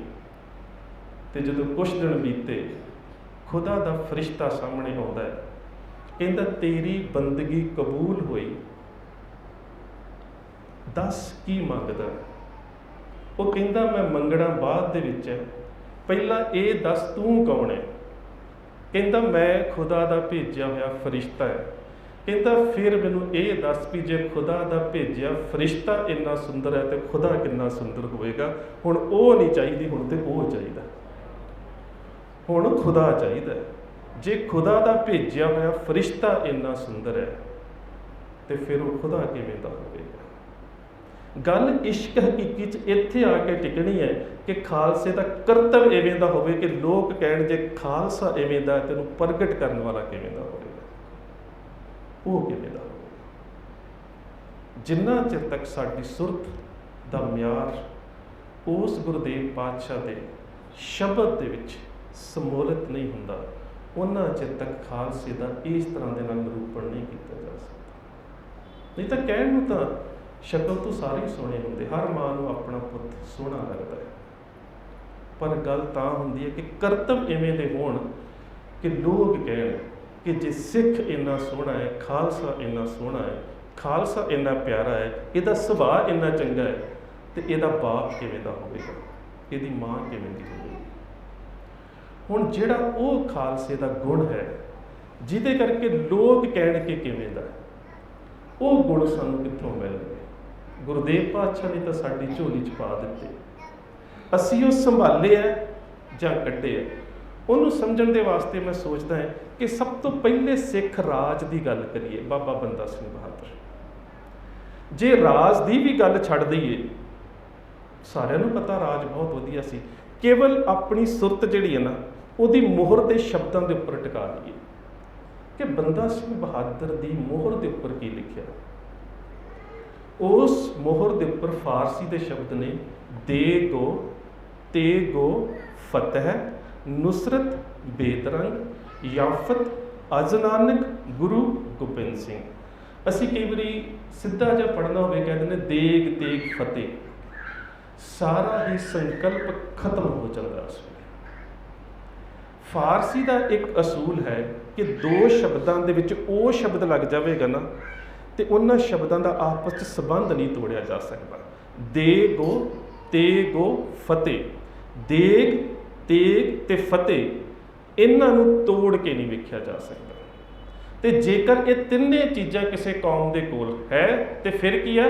ਨੁਸਰਤ, ਨੁਸਰਤ ਦਾ ਭਾਵ ਹੈ ਪ੍ਰੋਸਪੈਰਿਟੀ, ਬੇਦਰੰਗ ਐਵਰ ਐਕਸਪੈਂਡਿੰਗ, ਫਿਰ ਹਮੇਸ਼ਾ ਹੀ ਸੰਸਾਰ ਦੇ ਵਾਸਤੇ ਲਗਾਤਾਰ ਪ੍ਰਵਾਹਿਤ ਹੋਣ ਵਾਲਾ ਖੇੜਾ ਤੇ ਸ਼ਾਂਤੀ ਹੈ। ਜਿਸ ਕੌਮ ਦੇ ਕੋਲ ਇਹ ਤਿੰਨ ਚੀਜ਼ਾਂ ਨੇ, ਦੇਗ ਤੇਗੋ ਫਤਿਹ, ਨੁਸਰਤ ਬੇਦਰੰਗ। ਫਿਰ ਅਗਲੀ ਗੱਲ, ਇਹ ਮਿਲਣ ਕਿੱਥੋਂ? ਅਸੀਂ ਕਈ ਵਾਰੀ ਕਿਸੇ ਨੂੰ ਸਜ਼ਾ ਹੋ ਜਾਵੇ ਕਿ ਇਹਨੇ ਫਲਾਣਾ ਤਾਂ ਸਜ਼ਾ ਜਾਫਤਾ ਮੁਜਰਮ ਹੈ, ਕਿ ਉਹਨੂੰ ਸਜ਼ਾ ਪ੍ਰਾਪਤ ਹੋ ਗਈ, ਯਾਫਤਾ। ਇੱਥੇ ਸ਼ੁਰੂਆਤ ਹੁੰਦੀ ਯਾਫਤ, ਪ੍ਰਾਪਤ ਹੋਏ ਕਿੱਥੋਂ? ਯਾਫਤ ਅੱਜ ਨਾਨਕ ਗੁਰੂ ਗੋਬਿੰਦ ਸਿੰਘ, ਗੁਰੂ ਨਾਨਕ ਤੇ ਗੁਰੂ ਗੋਬਿੰਦ ਸਿੰਘ ਮਹਾਰਾਜ ਦੇ ਕੋਲੋਂ ਜਿਹੜੀ ਦੇਗ ਔਰ ਤੇਗ ਔਰ ਫਤਿਹ ਦੇ ਸੰਕਲਪ ਦੀ ਪ੍ਰਾਪਤੀ ਹੈ, ਇਹਦੇ ਵਿੱਚੋਂ ਹੀ ਐਵਰ ਐਕਸਪੈਂਡਿੰਗ ਪ੍ਰੋਸਪੈਰਿਟੀ ਜਿਹੜੀ ਉਹ ਕੱਢੀ ਜਾ ਸਕਦੀ ਹੈ, ਜਿਹਨੂੰ ਖਾਲਸਾ ਰਾਜ ਕਿਹਾ ਜਾ ਸਕਦਾ। ਹੁਣ ਇਹ ਹੈ ਕੀ ਹੈ? ਦੇਗੋ ਤੇਗੋ ਫਤਿਹ ਨੁਸਰਤ ਬੇਦਰੰਗ ਦੇ ਵਿੱਚ ਚਾਰ ਚੀਜ਼ਾਂ ਆਉਣਗੀਆਂ। ਵੈਸੇ ਸਾਡਾ ਇੱਕ ਸੁਭਾਅ ਹੈ, ਅਸੀਂ ਕੇਵਲ ਤੇ ਕੇਵਲ ਸ਼ਬਦਾਂ ਦੇ ਉੱਪਰ ਧਿਆਨ ਕੇਂਦਰਿਤ ਕਈ ਵਾਰ ਕਰਦੇ ਹਾਂ, ਸ਼ਬਦਾਂ ਦੇ ਪਿੱਛੇ ਕੀ ਪਿਆ ਉਹਦੇ ਉੱਪਰ ਅਸੀਂ ਕਦੀ ਧਿਆਨ ਕੇਂਦਰਿਤ ਨਹੀਂ ਕਰਦੇ, ਔਰ ਉਹਦੇ ਪਿੱਛੇ ਇੱਕ ਬਹੁਤ ਵੱਡਾ ਫਲਸਫਾ ਪਿਆ ਹੁੰਦਾ। ਅਸੀਂ ਰੋਜ਼ ਗੁਰੂ ਦੀ ਹਜ਼ੂਰੀ 'ਚ ਖੜੇ ਹੁੰਦੇ ਹਾਂ ਨਾ, ਕਹਿੰਦੇ ਨਾਨਕ ਨਾਮ ਚੜ੍ਹਦੀ ਕਲਾ ਤੇਰੇ ਭਾਣੇ ਸਰਬੱਤ ਦਾ ਭਲਾ, ਮਹਿਜ਼ ਸ਼ਬਦ ਨੇ ਪੜ੍ਹਨ ਤੱਕ। ਪਰ ਜਦੋਂ ਕਿਤੇ ਧਿਆਨ ਦੇ ਨਾਲ ਸੋਚੋਗੇ ਨਾ, ਇਹ ਸਿੱਖੀ ਦੇ ਚਾਰ ਉਹ ਸੰਕਲਪ ਨੇ ਜਿਹੜੇ ਆਪਸ 'ਚ ਤੋੜੇ ਨਹੀਂ ਜਾ ਸਕਦੇ, ਔਰ ਇੱਕ ਵੀ ਵਿੱਚੋਂ ਤੋੜੋਗੇ ਤੇ ਸੰਪੂਰਨਤਾ ਹੋ ਹੀ ਨਹੀਂ ਸਕਦੀ। ਪਹਿਲੀ ਗੱਲ ਹੈ ਨਾਮ, ਨਾਨਕ ਨਾਮ। ਜਿੰਨਾ ਚਿਰ ਤੁਹਾਡੇ ਕੋਲ ਨਾਮ ਨਹੀਂ ਹੈ, ਉਹਨਾਂ ਚਿਰ ਚੜ੍ਹਦੀ ਕਲਾ ਨਹੀਂ ਹੋ ਸਕਦੀ। ਨਾਮ ਤੋਂ ਬਿਨਾਂ ਸੰਭਵ ਹੀ ਨਹੀਂ ਹੈ। ਨਾਨਕ ਨਾਮ ਚੜ੍ਹਦੀ ਕਲਾ, ਤੇ ਜਿੰਨਾ ਚਿਰ ਤੁਹਾਡੇ ਕੋਲ ਚੜ੍ਹਦੀ ਕਲਾ ਨਹੀਂ ਹੈ, ਹਾਇਰ ਸਪਿਰਿਟਸ ਨਹੀਂ ਹੈਗੀਆਂ, ਉਹਨਾਂ ਚਿਰ ਤੁਸੀਂ ਭਾਣਾ ਨਹੀਂ ਮੰਨ ਸਕਦੇ, ਤੇਰੇ ਭਾਣੇ। ਤੇ ਜਿੰਨਾ ਚਿਰ ਤੁਸੀਂ ਭਾਣਾ ਮੰਨਣ ਦੀ ਸਮਰੱਥਾ ਨਹੀਂ ਰੱਖਦੇ, ਉਹਨਾਂ ਚਿਰ ਸਰਬੱਤ ਦਾ ਭਲਾ ਨਹੀਂ ਕਰ ਸਕਦੇ, ਕਿਉਂਕਿ ਸਰਬੱਤ ਦੇ ਭਲੇ ਦੇ ਵਾਸਤੇ ਕਈ ਵਾਰੀ ਚਰਖੜੀ ਤੇ ਵੀ ਚੜ੍ਹਨਾ ਪੈਂਦਾ। ਸੋ ਇਹ ਚਾਰ ਚੀਜ਼ਾਂ ਨੇ ਜਿਹੜੀਆਂ ਵੱਖ ਕਰਕੇ ਵੇਖੀਆਂ ਨਹੀਂ ਜਾ ਸਕਦੀਆਂ, ਨਾਮ, ਚੜ੍ਹਦੀ ਕਲਾ, ਭਾਣਾ ਤੇ ਸਰਬੱਤ ਦਾ ਭਲਾ। ਸੋ ਬੋਲਣ ਦੇ ਵਿੱਚ ਸ਼ਬਦ ਤਾਂ ਮਹਿਜ਼ ਅਸੀਂ ਰੋਜ਼ ਬੋਲਦੇ ਹਾਂ। ਇਸੇ ਤਰ੍ਹਾਂ ਦੇ ਨਾਲ ਦੇਗੋ ਤੇਗੋ ਫਤਿਹ ਨੁਸਰਤ ਬੇਦਰੰਗ, ਇਹਦੇ ਵਿੱਚ ਜਿਹੜੀਆਂ ਚਾਰ ਚੀਜ਼ਾਂ ਹੁੰਦੀਆਂ ਨੇ, ਉਹਨਾਂ ਦੀ ਜਦੋਂ ਤੁਸੀਂ ਵਿਆਖਿਆ ਪੜ੍ਹੋਗੇ ਤਾਂ ਉਹਦੇ ਵਿੱਚ ਆਉਂਦਾ ਸੋਸ਼ੀਓ, ਸਪਿਰਿਚੁਅਲ, ਮਟੀਰੀਅਲ ਤੇ ਐਥੀਕੋ। ਜਿੰਨਾ ਚਿਰ ਤੱਕ, ਜਿਹਨੂੰ ਜੇਕਰ ਤੁਸੀਂ ਜ਼ਫਰਨਾਮੇ 'ਚ ਸਮਝਣਾ ਹੋਵੇ ਨਾ, ਤੇ ਗੁਰੂ ਗੋਬਿੰਦ ਸਿੰਘ ਮਹਾਰਾਜ ਬੜਾ ਪਿਆਰਾ ਸਮਝਾਉਂਦੇ ਨੇ, ਉੱਥੇ ਵੀ ਉਹ ਸ਼ਬਦ ਦੀ ਵਰਤੋਂ ਕਰਦੇ ਨੇ, ਨਾ ਸਾਜ਼ੋ ਨਾ ਬਾਜ਼ੋ ਨਾ ਫੌਜ਼ੋ ਨਾ ਫਰਸ਼, ਖੁਦਾਵੰਦ ਬਖਸ਼ਿੰਦ ਇਹ ਐਸ਼ੋ ਅਰਸ਼। ਹੁਣ ਸਾਜ਼ੋ ਬਾਜ਼ੋ ਫੌਜ਼ੋ ਫਰਸ਼, ਇਹਨਾਂ ਨੂੰ ਆਪਸ 'ਚ ਤੋੜਿਆ ਨਹੀਂ ਜਾ ਸਕਦਾ, ਕਿਉਂਕਿ ਇੱਕ ਅਬਚਲ ਨਗਰ ਦਾ, ਇੱਕ ਹਲੇਮੀ ਰਾਜ ਦਾ, ਇੱਕ ਬੇਗਮਪੁਰੇ ਦਾ ਜਿਹੜਾ ਕਨਸੈਪਟ ਹੈ, ਉਹਦੇ 'ਚ ਚਾਰ ਚੀਜ਼ਾਂ, ਸਾਜ਼ ਮਟੀਰੀਅਲਿਜ਼ਮ, ਬਾਜ਼ ਰਾਜਨੀਤੀ ਤੇ ਨੀਤੀ, ਉਸ ਤੋਂ ਬਾਅਦ ਫੌਜ, ਡਿਫੈਂਸ ਸਿਸਟਮ, ਫਰਸ਼, ਜ਼ਮੀਨ, ਇਹਨਾਂ ਤੋਂ ਬਿਨਾਂ ਰਾਜ ਹੋ ਹੀ ਨਹੀਂ ਸਕਦਾ। ਕਿਸੇ ਵੀ ਰਾਜ ਦੇ ਵਾਸਤੇ ਚੀਜ਼ਾਂ ਜ਼ਰੂਰੀ ਨੇ, ਸਾਜ, ਬਾਜ, ਫੌਜ ਤੇ ਫਰਸ਼। ਇਹ ਚਾਵਾਂ ਚੋਂ ਇੱਕ ਵੀ ਨਾ ਹੋਵੇ ਤੇ ਤੁਹਾਡਾ ਰਾਜ ਹੈ ਹੀ ਨਹੀਂ ਹੈ।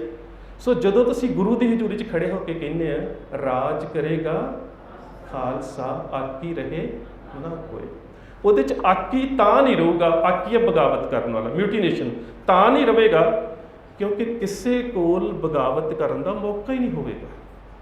ਹੁਣ ਉਸ ਰਾਜ ਦੇ ਵਿੱਚ ਪਹਿਲੀ ਗੱਲ ਕੀ ਹੋਵੇਗੀ? ਪਹਿਲੀ ਗੱਲ ਜਦੋਂ ਦੇਖ ਤੇਗ ਫਤਿਹ ਦੀ ਗੱਲ ਕਰਦੇ ਹਾਂ ਤੇ ਪਹਿਲੀ ਗੱਲ ਆਉਂਦੀ ਹੈ ਸਪਿਰਿਚੁਅਲਿਟੀ, ਰੂਹਾਨੀਅਤ। ਗੁਰੂ ਦੀ ਰੂਹਾਨੀਅਤ ਦੇ ਉੱਪਰ ਤਾਂ ਸ਼ੰਕਾ ਨਹੀਂ ਕੀਤਾ ਜਾ ਸਕਦਾ। ਗੁਰੂ ਤਾਂ ਹੈ ਹੀ ਰੂਹ, ਕਿਉਂਕਿ ਨੰਦ ਲਾਲ ਜੀ ਗੁਰੂ ਗੋਬਿੰਦ ਸਿੰਘ ਮਹਾਰਾਜ ਨੂੰ ਕਹਿੰਦੇ ਨੂਰ ਦਰ ਹਰ ਚਸ਼ਮ ਗੁਰੂ ਗੋਬਿੰਦ ਸਿੰਘ, ਰੂਹ ਦਰ ਹਰ ਜਿਸਮ ਗੁਰੂ ਗੋਬਿੰਦ ਸਿੰਘ। ਸੋ ਉਹਦੇ ਵਿੱਚ ਜਦੋਂ ਅਸੀਂ ਰੂਹਾਨੀਅਤ ਦੀ ਗੱਲ ਕਰਾਂਗੇ ਤੇ ਗੁਰੂ ਪਾਤਸ਼ਾਹ ਨੇ ਰੂਹਾਨੀਅਤ ਦੇ ਕਿਹੜੇ ਮਾਪਦੰਡ, ਕਿਹੜੇ ਪੈਰਾਮੀਟਰ ਸਾਡੇ ਸਾਹਮਣੇ ਰੱਖ ਦਿੱਤੇ ਨੇ, ਪਹਿਲਾਂ ਤਾਂ ਉਹ ਸਮਝਣੇ ਪੈਣਗੇ। ਸਭ ਤੋਂ ਵਡੇਰੀ ਉਮਰ ਦੇ ਵਿੱਚ ਗੁਰਤਾ ਗੱਦੀ ਦੇ ਉੱਪਰ ਬੈਠਦੇ ਨੇ ਗੁਰੂ ਅਮਰਦਾਸ ਪਾਤਸ਼ਾਹ। ਤੇ ਇਹ ਗੱਲ ਕੇਵਲ ਤੇ ਕੇਵਲ ਸਿੱਖਾਂ ਤੱਕ ਸੀਮਤ ਨਹੀਂ ਰਹਿੰਦੀ, ਲੋਕਾਂ ਦੇ ਵਿੱਚ ਵੀ ਫੈਲਦੀ ਹੈ, ਹੋਰ ਧਰਮਾਂ ਦੇ ਵਿੱਚ ਵੀ ਫੈਲਦੀ ਹੈ ਵੀ ਇੰਨੀ ਵੱਡੀ ਉਮਰ, ਬਜ਼ੁਰਗੀ ਦੀ ਅਵਸਥਾ ਤੇ ਬੈਠੇ ਨੇ ਸਿੱਖੀ ਦੇ ਸਭ ਤੋਂ ਉੱਚ ਸਿਖਰਲੇ ਸਥਾਨ ਦੇ ਉੱਪਰ ਗੁਰੂ।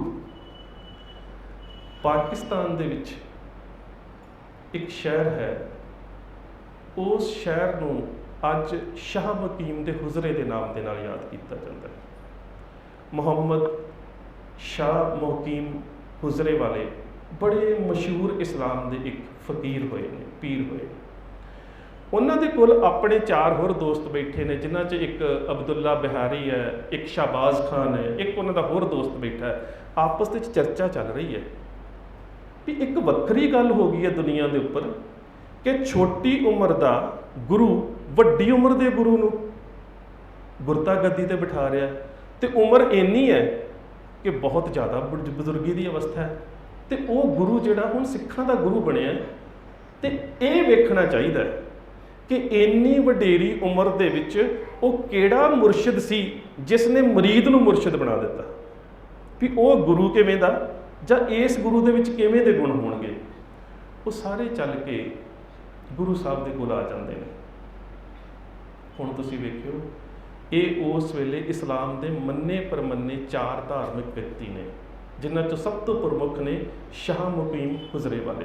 ਮੈਨੂੰ ਗੱਲ ਕਰਨੀ ਤਾਂ ਨਹੀਂ ਚਾਹੀਦੀ, ਮੈਂ ਤੁਹਾਡੀ ਯਾਦਾਸ਼ਤ ਲਈ ਕਰ ਦੇਵਾਂ। ਮਿਰਜ਼ਾ ਪੀਲੂ ਦਾ ਸੁਣਾਇਆ ਜਾਂਦਾ ਸੀ ਸਟੇਜਾਂ ਦੇ ਉੱਪਰ, ਉਹਦੇ 'ਚ ਇੱਕ ਲਾਈਨ ਹੁੰਦੀ ਸੀ, ਹੁਜਰੇ ਸ਼ਾਹ ਮਕੀਮ ਦੇ ਇੱਕ ਜੱਟੀ ਅਰਜ਼ ਕਰੇ।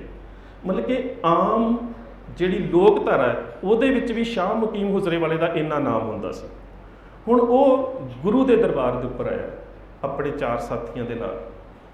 ਗੁਰੂ ਸਾਹਿਬ ਨੂੰ ਜੇ ਮਿਲਿਆ ਨਹੀਂ, ਬਿਲਕੁਲ ਨਹੀਂ ਮਿਲਿਆ, ਪਰ ਕਿਸੇ ਨੂੰ ਪੁੱਛਦਾ ਹੈ ਕਿ ਗੁਰੂ ਕੌਣ ਹੈ, ਤੇ ਕੋਈ ਸਿੱਖ ਦੱਸਦਾ ਹੈ ਕਿ ਉਹ ਜਿਹੜੇ ਬਰਤਨ ਮਾਂਜ ਰਹੇ ਨੇ ਨਾ, ਉਹ ਗੁਰੂ ਅਮਰਦਾਸ ਪਾਤਸ਼ਾਹ ਹੈ। ਹੁਣ ਬੜੀ ਅਜੀਬ ਗੱਲ ਹੈ ਉਹਨਾਂ ਦੇ ਵਾਸਤੇ, ਹੋਵੇ ਗੁਰੂ ਤੇ ਕਰ ਰਿਹਾ ਹੈ ਬਰਤਨ ਸਾਫ਼। ਬੈਠ ਕੇ ਜਾ ਕੇ ਤੇ ਸਵਾਲ ਬੜਾ ਅਹਿਮ ਕੀਤਾ। ਰਮਜ਼ ਹੁੰਦੀ ਹੈ ਉਹਨਾਂ ਸਮਿਆਂ ਦੇ ਵਿੱਚ, ਰਮਜ਼ ਦੇ ਵਿੱਚ, ਰਹੱਸ ਦੇ ਵਿੱਚ ਬੜੇ ਸਵਾਲ ਪੁੱਛੇ ਜਾਂਦੇ ਸੀ। ਉਹ ਵੇਖਣ ਵਾਲੇ ਬੰਦੇ ਨੂੰ ਇੱਕ ਮਿਸਟਰੀ ਜਿਹੀ ਲੱਗਦੀ ਸੀ ਵੀ ਗੱਲ ਕਿਵੇਂ ਸ਼ੁਰੂ ਹੋਈ, ਗੱਲ ਹੋਈ ਕੀ। ਉਹ ਸਵਾਲ ਪਤਾ ਕੀ ਕਰਦੇ, ਕਹਿੰਦੇ ਜਦੋਂ ਬੱਚੀ ਦਾ ਵਿਆਹ ਹੋ ਜਾਵੇ ਨਾ, ਫਿਰ ਉਹ ਗੁੱਡੀਆਂ ਪਟੋਲਿਆਂ ਦੇ ਨਾਲ ਖੇਡਦੀ ਸੋਹਣੀ ਨਹੀਂ ਲੱਗਦੀ, ਤੇ ਜਦੋਂ ਅਸੀਂ ਮੱਖਣ ਕੱਢ ਲਈਏ ਨਾ, ਫਿਰ ਲੱਸੀ ਨੂੰ ਰਿੜਕਦੇ ਚੰਗੇ ਨਹੀਂ ਲੱਗਦੇ। ਸਵਾਲ ਬੜਾ ਅਹਿਮ ਹੈ ਉਹਨਾਂ ਦਾ ਕਿ ਜੇ ਬੱਚੀ ਵਿਆਹੀ ਜਾਵੇ ਫਿਰ ਗੁੱਡੀਆਂ ਪਟੋਲਿਆਂ ਨਾਲ ਖੇਡਦੀ ਚੰਗੀ ਨਹੀਂ ਲੱਗਦੀ, ਤੇ ਜਦੋਂ ਰਿੜਕ ਕੇ ਮੱਖਣ ਕੱਢ ਲਈਏ ਫਿਰ ਲੱਸੀ ਨੂੰ ਰਿੜਕਣ ਦਾ ਫਾਇਦਾ ਕੋਈ ਨਹੀਂ। ਉਹਨਾਂ ਦਾ ਕਹਿਣ ਤੋਂ ਭਾਵ ਇਹ ਸੀ ਕਿ ਇਸ ਸੇਵਾ ਦੇ ਵਿੱਚੋਂ ਸਭ ਤੋਂ ਵੱਡਾ ਮੱਖਣ, ਗੁਰਤਾ ਗੱਦੀ ਦੀ ਪ੍ਰਾਪਤੀ ਤਾਂ ਹੋ ਗਈ, ਹੁਣ ਭਾਂਡੇ ਕਿਉਂ ਮਾਂਜ ਰਹੇ। ਸਵਾਲ ਤਾਂ ਇਹ ਸੀ। ਹੁਣ ਰੂਹਾਨੀਅਤ ਵੇਖਿਓ ਗੁਰੂ ਦੀ। ਗੁਰੂ ਪਾਤਸ਼ਾਹ ਵੀ ਉਸੇ ਰਮਜ਼ ਦੇ ਵਿੱਚ ਜਵਾਬ ਦਿੰਦੇ ਨੇ, ਕਹਿੰਦੇ ਮੰਨ ਲਓ ਇੱਕ ਗਰੀਬ ਜਿਹਦੇ ਕੋਲ ਕੁਛ ਨਹੀਂ, ਉਹ ਰੋਜ਼ ਰੇਤ ਛਾਣਦਾ ਹੈ, ਤੇ ਰੇਤ ਛਾਣਦਿਆਂ ਛਾਣਦਿਆਂ ਕਿਸੇ ਅਮੀਰ ਦਾ ਸੁੱਟਿਆ ਇੱਕ ਹੀਰਾ ਤੇ ਇੱਕ ਲਾਲ ਉਹਨੂੰ ਮਿਲ ਗਿਆ। ਤੇ ਉਸ ਲਾਲ ਦੇ ਮਿਲਣ ਕਰਕੇ, ਹੀਰੇ ਦੇ ਮਿਲਣ ਕਰਕੇ ਉਹਦੀ ਗਰੀਬੀ ਤਾਂ ਚਲੀ ਗਈ, ਪਰ ਕੀ ਉਹ ਰੇਤ ਛਾਨਣੀ ਛੱਡ ਦੇਵੇ ਜਿਹਦੇ 'ਚੋਂ ਸਾਰੀ ਪ੍ਰਾਪਤੀ ਹੋਈ? ਕਹਿੰਦੇ ਸਮਝਾਓ। ਕਹਿੰਦੇ ਸਮਝਾ ਇਹ ਰਿਹਾ ਕਿ ਇਸੇ ਸੇਵਾ ਦੇ ਵਿੱਚੋਂ ਤਾਂ ਮੈਨੂੰ ਗੁਰੂ ਨਾਨਕ ਦੇ ਦਰ ਦੀ ਸੇਵਾ ਮਿਲੀ, ਤੇ ਜਿੱਥੋਂ ਇਹ ਗੱਦੀ ਮਿਲੀ ਹੈ ਤੇ ਜਿਸ ਕਰਕੇ ਮਿਲੀ ਹੈ, ਉਹ ਹੁਣ ਸੇਵਾ ਕਿਵੇਂ ਛੱਡੀ ਜਾ ਸਕਦੀ? ਇਹ ਤਾਂ ਛੱਡੀ ਨਹੀਂ ਜਾ ਸਕਦੀ। ਹੁਣ ਇਹ ਹੈ ਉਸ ਉੱਚ ਆਤਮਿਕ ਅਵਸਥਾ ਉੱਪਰ ਪਹੁੰਚ ਕੇ ਵੀ ਸਿੱਖ ਦੀ ਰੂਹਾਨੀਅਤ, ਜਿਹੜੀ ਗੁਰੂ ਸਾਹਿਬ ਸਮਝਾ ਰਹੇ ਨੇ ਕਿ ਸਿੱਖ ਰੂਹਾਨੀ ਤੌਰ ਦੇ ਉੱਪਰ ਕਿਸੇ ਵੀ ਉੱਚ ਅਵਸਥਾ 'ਚ ਪਹੁੰਚ ਜਾਵੇ, ਪਰ ਉਹ ਆਪਣਾ ਮਨ ਜਿਹੜਾ ਉਹ ਨੀਵਾਂ ਕਰਕੇ ਰੱਖੇ। ਉਹਦੇ ਤੋਂ ਬਾਅਦ ਗੱਲ ਆ ਜਾਂਦੀ ਹੈ ਐਥਿਕੋ, ਜਿਹਨੂੰ ਅਸੀਂ ਐਥਿਕਸ ਕਹਿੰਦੇ ਹਾਂ। ਉਹਦੇ 'ਚ ਨੈਤਿਕਤਾ ਵੀ ਆ ਜਾਂਦੀ ਹੈ, ਨੀਤੀ ਸ਼ਾਸਤਰ ਵੀ ਆ ਜਾਂਦਾ ਹੈ, ਰਾਜ ਸੱਤਾ ਵੀ ਆ ਜਾਂਦੀ ਹੈ, ਰਾਜ ਸ਼ਾਸਤਰ ਵੀ ਆ ਜਾਂਦਾ ਹੈ, ਬਹੁਤ ਕੁਛ ਉਹਦੇ 'ਚ ਆ ਜਾਂਦਾ ਹੈ। ਹੁਣ ਉਹਦੇ 'ਚ ਅਹਿਮ ਗੱਲ ਇਹ ਹੈ ਕਿ ਗੁਰਦੇਵ ਪਾਤਸ਼ਾਹ ਨੇ ਉਸ ਨੈਤਿਕਤਾ ਨੂੰ ਵਰਤਣ ਦਾ ਢੰਗ ਸਾਨੂੰ ਕੀ ਦੱਸਿਆ। ਅਹਿਮ ਗੱਲ ਤਾਂ ਇਹ ਹੈ ਕਿ ਖਾਲਸੇ ਨੇ ਉਸ ਸਾਰੀ ਨੈਤਿਕਤਾ ਨੂੰ ਵਰਤਿਆ ਕਿਵੇਂ। ਹੁਣ ਮੈਂ ਦੋ ਉਦਾਹਰਨਾਂ ਤੁਹਾਡੇ ਸਾਹਮਣੇ ਰੱਖਦਾ। ਪਹਿਲੀ ਉਦਾਹਰਨ ਤਾਂ ਇਹਨਾਂ ਦੋਵਾਂ ਨੂੰ ਸਮਝਣ ਦਾ ਯਤਨ ਕਰਿਓ। ਪਹਿਲੀ ਉਦਾਹਰਨ ਤਾਂ ਇਹ ਕਿ ਗੁਰੂ ਗੋਬਿੰਦ ਸਿੰਘ ਮਹਾਰਾਜ ਨੂੰ ਜਿਸ ਵੇਲੇ ਇੱਕ ਰਾਜੇ ਦੇ ਬੇਟੇ ਰਤਨ ਰਾਏ ਦੇ ਵੱਲੋਂ ਪ੍ਰਸ਼ਾਦੀ ਹਾਥੀ, ਪੰਚਕਲਾ ਸ਼ਸਤਰ, ਇਹਦੇ ਤੋਂ ਇਲਾਵਾ ਇੱਕ ਜਿਹੜੀ ਹੈ ਉਹ ਪੁਤਲੀਆਂ ਵਾਲੀ ਜਿਹੜੀ ਹੈ ਉਹ ਚੌਂਕੀ ਭੇਟ ਕੀਤੀ ਜਾਂਦੀ ਹੈ, ਉਹ ਗੁਰੂ ਦਰਬਾਰ ਦੇ ਵਿੱਚ ਆਉਂਦੀ ਹੈ। ਤਾਂ ਉਸ ਸਮੇਂ ਅਜਮੇਰ ਚੰਦ ਪ੍ਰਸ਼ਾਦੀ ਹਾਥੀ ਮੰਗਦਾ ਆਪਣੇ ਬੇਟੇ ਦੇ ਵਿਆਹ ਦੇ ਵਾਸਤੇ, ਕਿਉਂਕਿ ਅਜਮੇਰ ਚੰਦ ਦਾ ਉਸ ਵੇਲੇ ਵਿਆਹ ਹੋਣਾ ਸੀ ਤੇ ਭੀਮ ਚੰਦ ਜਿਹੜਾ ਉਹ ਮੰਗ ਕਰਦਾ ਉਸ ਤੋਂ।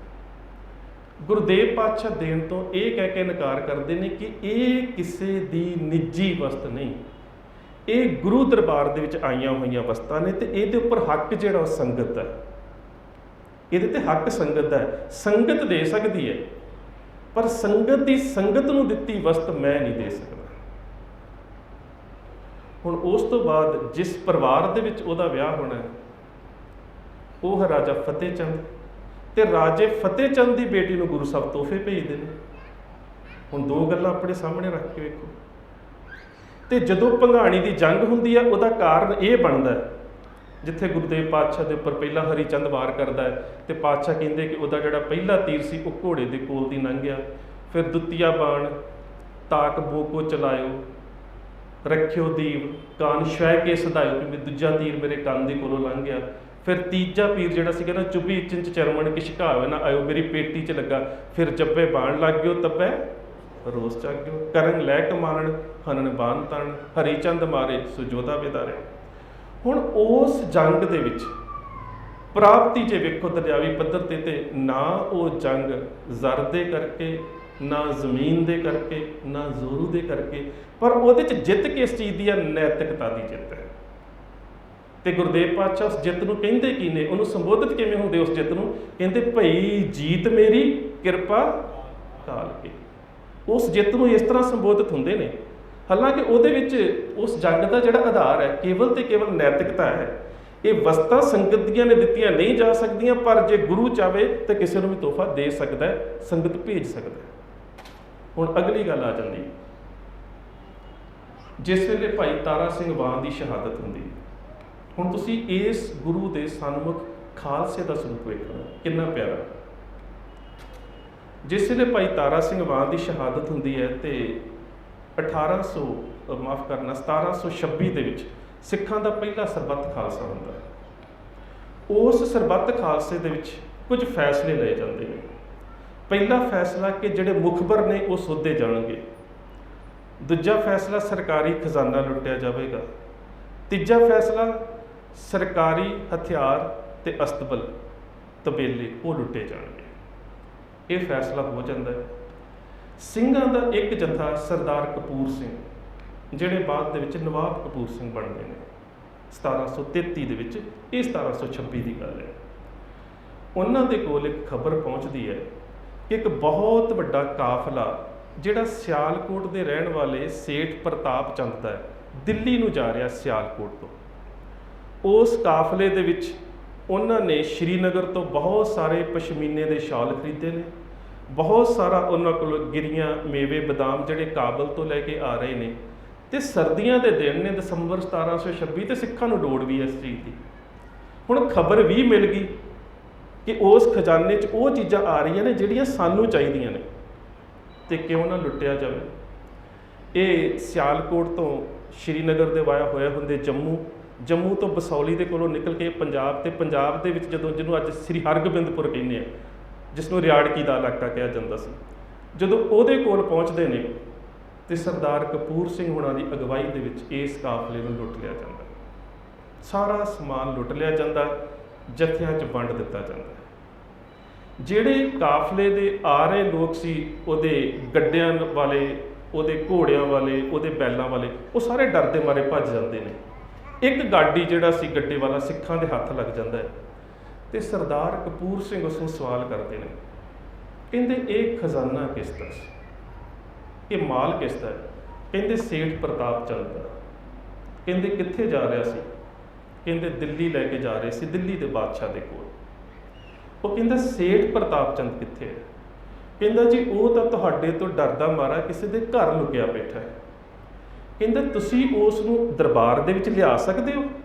ਅਸੀਂ ਉਸ ਨੂੰ ਜਾਨ ਤੋਂ ਨਹੀਂ ਮਾਰਾਂਗੇ, ਜੋ ਸਾਨੂੰ ਚਾਹੀਦਾ ਸੀ ਅਸੀਂ ਲੈ ਲਿਆ, ਅਸੀਂ ਉਸ ਨੂੰ ਜਾਨ ਤੋਂ ਨਹੀਂ ਮਾਰਾਂਗੇ।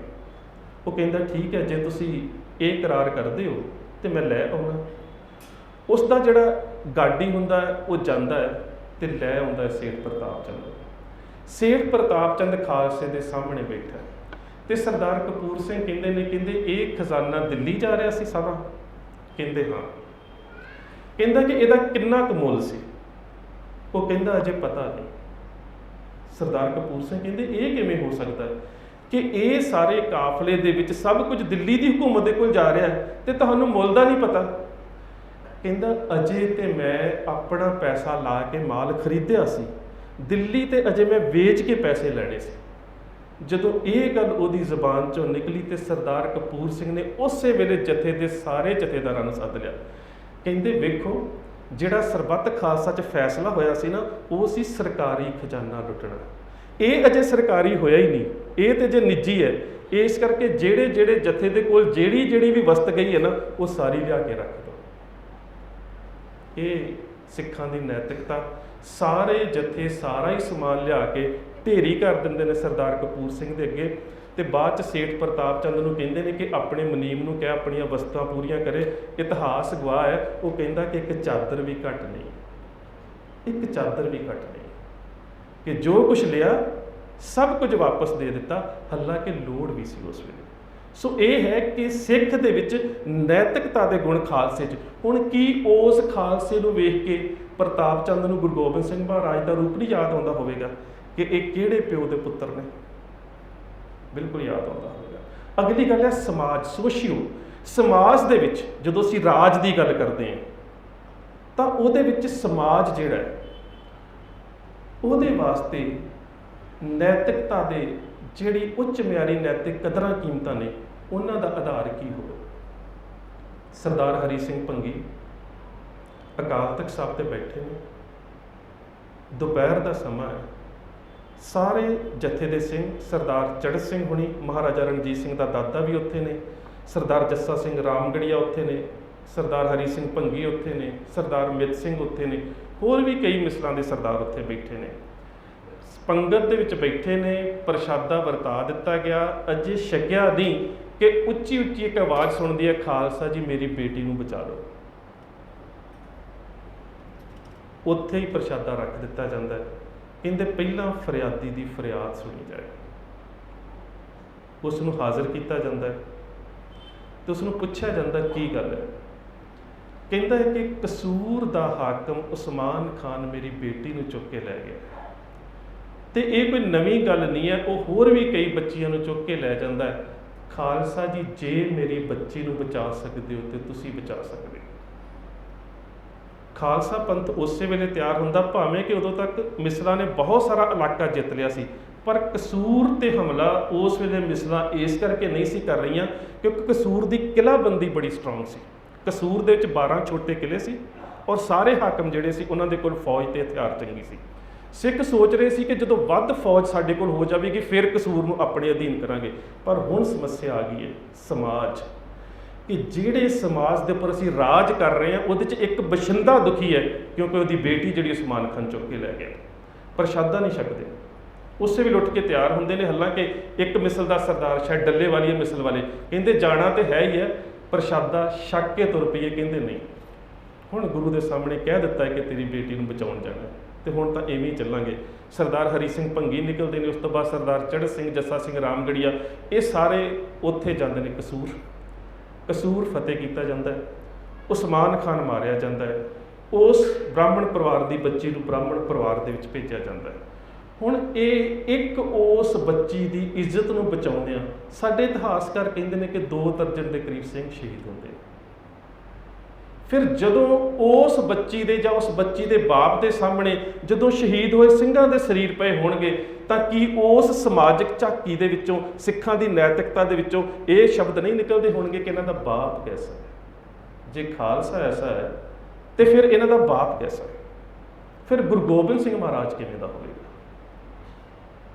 ਜਿਸ ਗੁਰੂ ਨੇ ਕਹਿ ਦਿੱਤਾ ਕਿ ਖਾਲਸਾ ਮੇਰੋ ਰੂਪ ਹੈ ਖਾਸ? ਫਿਰ ਇਸ ਖਾਲਸੇ ਦੇ ਨਿਰੂਪਣ ਦੇ ਵਿੱਚੋਂ ਗੁਰੂ ਦਾ ਰੂਪ ਕਿਵੇਂ ਪ੍ਰਗਟ ਹੁੰਦਾ?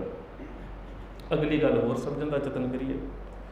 ਸ਼ੇਰੇ ਪੰਜਾਬ ਮਹਾਰਾਜਾ ਰਣਜੀਤ ਸਿੰਘ ਨੂੰ ਅਕਸਰ ਉਸ ਦੀ ਇੱਕ ਰੋਜ਼ਮਰਾ ਦੀ ਜ਼ਿੰਦਗੀ ਦੇ ਵਿੱਚ ਇੱਕ ਅੰਗ ਹੋਰ ਸ਼ਾਮਲ ਸੀ ਕਿ ਉਹ ਕਈ ਵਾਰੀ ਕੀ ਕਰਦਾ ਕਿ ਆਪਣਾ ਸ਼ਾਹੀ ਪੋਸ਼ਾਕ ਉਤਾਰਦਾ ਤੇ ਆਮ ਵਸਤਰ ਪਾ ਕੇ ਗਲੀਆਂ ਬਾਜ਼ਾਰਾਂ ਪਿੰਡਾਂ ਦੇ ਵਿੱਚ ਘੋੜੇ ਤੇ ਚਲਾ ਜਾਂਦਾ। ਘੋੜਾ ਪਿੰਡ ਦੇ ਬਾਹਰ ਬੰਨ੍ਹਦਾ ਤੇ ਆਪ ਤੁਰ ਕੇ ਪੂਰੇ ਪਿੰਡ ਦੇ ਵਿੱਚ ਜਾਂਦਾ ਕਿ ਕੀ ਮੇਰੇ ਰਾਜ ਦੇ ਵਿੱਚ ਕੋਈ ਦੁਖੀ ਤੇ ਨਹੀਂ ਹੈ, ਕੀ ਕਿਸੇ ਨੂੰ ਕੋਈ ਤੰਗੀ ਤੇ ਨਹੀਂ ਹੈ, ਕੋਈ ਮੇਰਾ ਹਾਕਮ, ਕੋਈ ਮੇਰਾ ਮੁਕੱਦਮ ਕਿਸੇ ਨੂੰ ਤੰਗ ਤਾਂ ਨਹੀਂ ਕਰ ਰਿਹਾ। ਇੱਕ ਦਿਨ ਇੱਕ ਪਿੰਡ ਦੇ ਵਿੱਚ ਇਸੇ ਤਰ੍ਹਾਂ ਹੀ ਘੁੰਮ ਰਿਹਾ ਤੇ ਉਹਦੀਆਂ ਕੰਨਾਂ ਦੇ ਵਿੱਚ ਇੱਕ ਦੂਰੋਂ ਆਵਾਜ਼ ਪਈ, ਕਾਸ਼ ਕਿਸੇ ਮੁਸਲਮਾਨ ਰਾਜੇ ਦਾ ਰਾਜ ਹੁੰਦਾ। ਹੁਣ ਇਹ ਜਿਹੜੇ ਬੋਲ ਸੀ ਉਹਨੂੰ ਅੰਦਰੋਂ ਧੂ ਕੇ ਰੱਖ ਗਏ ਵੀ ਇੰਨਾ ਦੁਖੀ ਇਨਸਾਨ, ਵੀ ਉਹਨਾਂ ਦੇ ਜ਼ਾਲਮ ਰਾਜ ਨੂੰ ਖਤਮ ਕਰਕੇ ਤਾਂ ਖਾਲਸੇ ਦਾ ਰਾਜ ਆਇਆ ਹੈ, ਤੇ ਇੰਨਾ ਦੁਖੀ ਇਨਸਾਨ ਜਿਹੜਾ ਇਸ ਰਾਜ ਦੇ ਵਿੱਚ ਕਹਿ ਰਿਹਾ ਹੈ ਮੇਰੇ ਰਾਜ 'ਚ ਇਵੇਂ ਦੀ ਕਿਹੜੀ ਗੱਲ ਹੋਵੇਗੀ ਕਿ ਅੱਧੀ ਰਾਤ ਨੂੰ ਇੱਕ ਵਿਅਕਤੀ ਕਹਿ ਰਿਹਾ ਹੈ ਐ ਖੁਦਾਵੰਦ ਕਰੀਮ ਕਾਸ਼ ਕਿਤੇ ਕਿਸੇ ਮੁਸਲਮਾਨ ਸ਼ਾਸਕ ਦਾ ਰਾਜ ਹੁੰਦਾ। ਹੌਲੀ ਹੌਲੀ ਉਸ ਆਵਾਜ਼ ਵੱਲ ਨੂੰ ਤੁਰ ਪਿਆ, ਜਾ ਕੇ ਵੇਖਦਾ ਹੈ ਕਿ ਇੱਕ ਛੋਟੀ ਜਿਹੀ ਝੌਂਪੜੀ ਦੇ ਵਿੱਚ ਇੱਕ ਬੜੀ ਸੂਫੀ ਸ਼ਖਸੀਅਤ, ਬੜੀ ਸੂਫੀ ਉਹਦੀ ਸੂਰਤ ਤੇ ਉਹਦੇ ਸਾਹਮਣੇ ਇੱਕ ਉਸਦੀ ਧਾਰਮਿਕ ਪੁਸਤਕ ਪਈ ਹੈ, ਦੀਵਾ ਜਗ ਰਿਹਾ ਤੇ ਉਹ ਮੁਸਲਮਾਨ ਫਕੀਰ ਬੈਠਾ ਹੈ। ਮਹਾਰਾਜਾ ਰਣਜੀਤ ਸਿੰਘ ਅੰਦਰ ਆਉਂਦਾ ਹੈ, ਉਹਨੂੰ ਨਹੀਂ ਪਤਾ ਕਿ ਸ਼ੇਰੇ ਪੰਜਾਬ ਹੈ, ਉਹ ਨਹੀਂ ਜਾਣਦਾ ਇਹ ਕੌਣ ਹੈ। ਉਹਦੇ ਵਾਸਤੇ ਇੱਕ ਆਮ ਵਿਅਕਤੀ, ਇੱਕ ਆਮ ਅਭਿਆਗਤ ਜਾਂ ਇੱਕ ਆਮ ਯਾਤਰੀ ਹੈ। ਅੰਦਰ ਆਇਆ ਤੇ ਉਸਨੇ ਦੁਆ ਸਲਾਮ ਕੀਤੀ, ਪਾਣੀ ਪੁੱਛਿਆ ਤੇ ਸ਼ੇਰੇ ਪੰਜਾਬ ਕਹਿੰਦਾ ਮੈਂ ਪੀਣਾ ਨਹੀਂ, ਮੈਂ ਤਾਂ ਇਹ ਪੁੱਛਣ ਆਇਆ ਕਿ ਜਿਹੜਾ ਰਣਜੀਤ ਸਿੰਘ ਹੈ ਉਹਦਾ ਰਾਜ ਇੰਨਾ ਮਾੜਾ ਹੈ ਕਿ ਤੁਸੀਂ ਰਾਤ ਨੂੰ ਅੱਖਾਂ ਦੇ ਵਿੱਚ ਹੰਝੂ ਭਰ ਕੇ ਕਹਿ ਰਹੇ ਹੋ ਵੀ ਕਾਸ਼ ਕਿਤੇ ਮੁਸਲਮਾਨ ਰਾਜੇ ਦਾ ਰਾਜ ਹੁੰਦਾ। ਇੰਨਾ ਮਾੜਾ ਹੈ ਇਹਦਾ ਰਾਜ, ਕੀ ਦੁੱਖ ਹੈ ਤੁਹਾਨੂੰ ਇਹਦੇ ਰਾਜ ਦੇ ਵਿੱਚ? ਉਹ ਕਹਿੰਦਾ ਕਿ ਮੇਰੀ ਜ਼ਿੰਦਗੀ ਦੀ ਸਾਰੀ ਕਮਾਈ ਹੈ ਇਹ, ਮੈਂ ਆਪਣੀ ਸਾਰੀ ਜ਼ਿੰਦਗੀ ਲਾ ਕੇ ਆਪਣੇ ਹੱਥਾਂ ਦੇ ਨਾਲ ਬੜੀ ਖੁਸ਼ਖਤ, ਜਿਹਨੂੰ ਅਸੀਂ ਕਹਿੰਦੇ ਹਾਂ ਕਿ ਕੈਲੀਗ੍ਰਾਫਿਕ ਰਾਈਟਿੰਗ, ਉਹਦੇ ਨਾਲ ਮੈਂ ਇਸ ਮੁਕੱਦਸ ਕੁਰਾਨ ਸ਼ਰੀਫ ਨੂੰ ਲਿਖਿਆ ਸੀ, ਤੇ ਜੇ ਕਿਤੇ ਰਾਜ ਕਿਸੇ ਮੁਸਲਮਾਨ ਰਾਜੇ ਦਾ ਹੁੰਦਾ ਤੇ ਉਹਨੂੰ ਮੈਂ ਇਹ ਕੁਰਾਨ ਸ਼ਰੀਫ ਉਹਦੇ ਸਾਹਮਣੇ ਰੱਖਦਾ ਨਾ ਤੇ ਉਹ ਇਸ ਨੂੰ ਲੈ ਕੇ 500 ਮੋਹਰਾਂ ਮੇਰੀ ਝੋਲੀ 'ਚ ਪਾ ਦਿੰਦਾ। ਤੇ ਕਹਿੰਦਾ ਹੁਣ ਰਾਜ ਸਿੱਖਾਂ ਦਾ, ਤੇ ਉਹਨਾਂ ਨੂੰ ਮੇਰੀ ਧਾਰਮਿਕ ਪੁਸਤਕ ਦੇ ਨਾਲ ਕੀ ਮੋਹ, ਉਹਨਾਂ ਨੇ ਮੈਨੂੰ ਕੀ ਦੇਣਾ। ਤੇ ਫਿਰ ਸ਼ੇਰੇ ਪੰਜਾਬ ਆਪਣੇ ਮੂੰਹ ਦੇ ਉੱਪਰੋਂ ਲਾਉਂਦਾ ਲੋਈ ਤੇ ਕਹਿੰਦਾ ਬਜ਼ੁਰਗੋ ਤੁਹਾਡੇ ਸਾਹਮਣੇ ਸ਼ੇਰੇ ਪੰਜਾਬ ਮਹਾਰਾਜਾ ਰਣਜੀਤ ਸਿੰਘ ਖੜਾ ਹੈ। 500 ਮੋਹਰਾਂ ਤਾਂ ਤੁਹਾਡੀ ਇਸ ਕੁਰਾਨ ਨੂੰ ਵੇਖ ਕੇ ਭੇਟਾ ਕੀਤੀਆਂ ਜਾ ਸਕਦੀਆਂ ਨੇ, ਇਹਦੇ ਅੱਗੇ ਰੱਖੀਆਂ ਜਾ ਸਕਦੀਆਂ ਨੇ। ਤੁਸੀਂ ਸਵੇਰੇ ਇਸ ਮੁਕੱਦਸ ਕੁਰਾਨ ਸ਼ਰੀਫ ਨੂੰ ਮੇਰੇ ਦਰਬਾਰ ਦੇ ਵਿੱਚ ਲੈ ਕੇ ਆ ਜਾਇਓ ਤੇ ਜਿੰਨਾ ਤੁਹਾਡਾ ਵਜ਼ਨ ਹੈ ਨਾ, ਮੈਂ ਤੁਹਾਡੇ ਵਜ਼ਨ ਦੀਆਂ ਮੋਹਰਾਂ ਜਿਹੜੀਆਂ ਤੁਹਾਡੀ ਝੋਲੀ 'ਚ ਪਾ ਦਿਆਂ।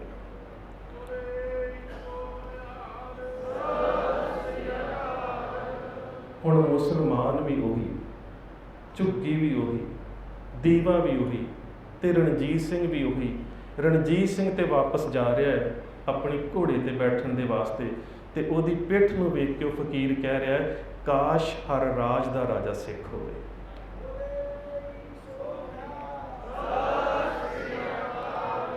ਹੁਣ ਇਹ ਖਾਲਸੇ ਦਾ ਰਾਜ ਦਾ ਜਿਹੜਾ ਬਿੰਬ ਹੈ, ਜਾਂ ਜਿਹੜਾ ਖਾਲਸਾ ਰਾਜ ਹੈ, ਜਦੋਂ ਅਸੀਂ ਕਹਿੰਦੇ ਰਾਜ ਕਰੇਗਾ ਖਾਲਸਾ ਆਕੀ ਰਹੇ ਨਾ ਹੋਏ, ਫਿਰ ਇਹ ਜਿਹੜਾ ਰਾਜ ਹੋਵੇਗਾ, ਜਿੱਥੇ ਇੱਕ ਭਾਵਨਾ ਕਿਸੇ ਹੋਰ ਧਰਮ ਦੀ ਕਹਿ ਰਹੀ ਹੈ ਕਿ ਰਾਜ ਇਸਲਾਮ ਦਾ ਹੋਵੇ, ਪਰ ਉਹ ਜਦੋਂ ਗੁਰੂ ਦੇ ਸਿੱਖ ਨੂੰ ਵੇਖਦਾ ਹੈ ਤੇ ਕਹਿੰਦਾ ਕਾਸ਼ ਹਰ ਰਾਜ ਦਾ ਰਾਜਾ ਸਿੱਖ ਹੋਵੇ, ਤਾਂ ਫਿਰ ਕੀ ਉਹਦੀ ਜ਼ੁਬਾਨ ਤੇ ਇਹ ਸ਼ਬਦ ਨਹੀਂ ਆਏ ਹੋਣਗੇ ਵੀ ਇਹਨਾਂ ਦਾ ਗੁਰੂ ਕੈਸਾ ਹੈ?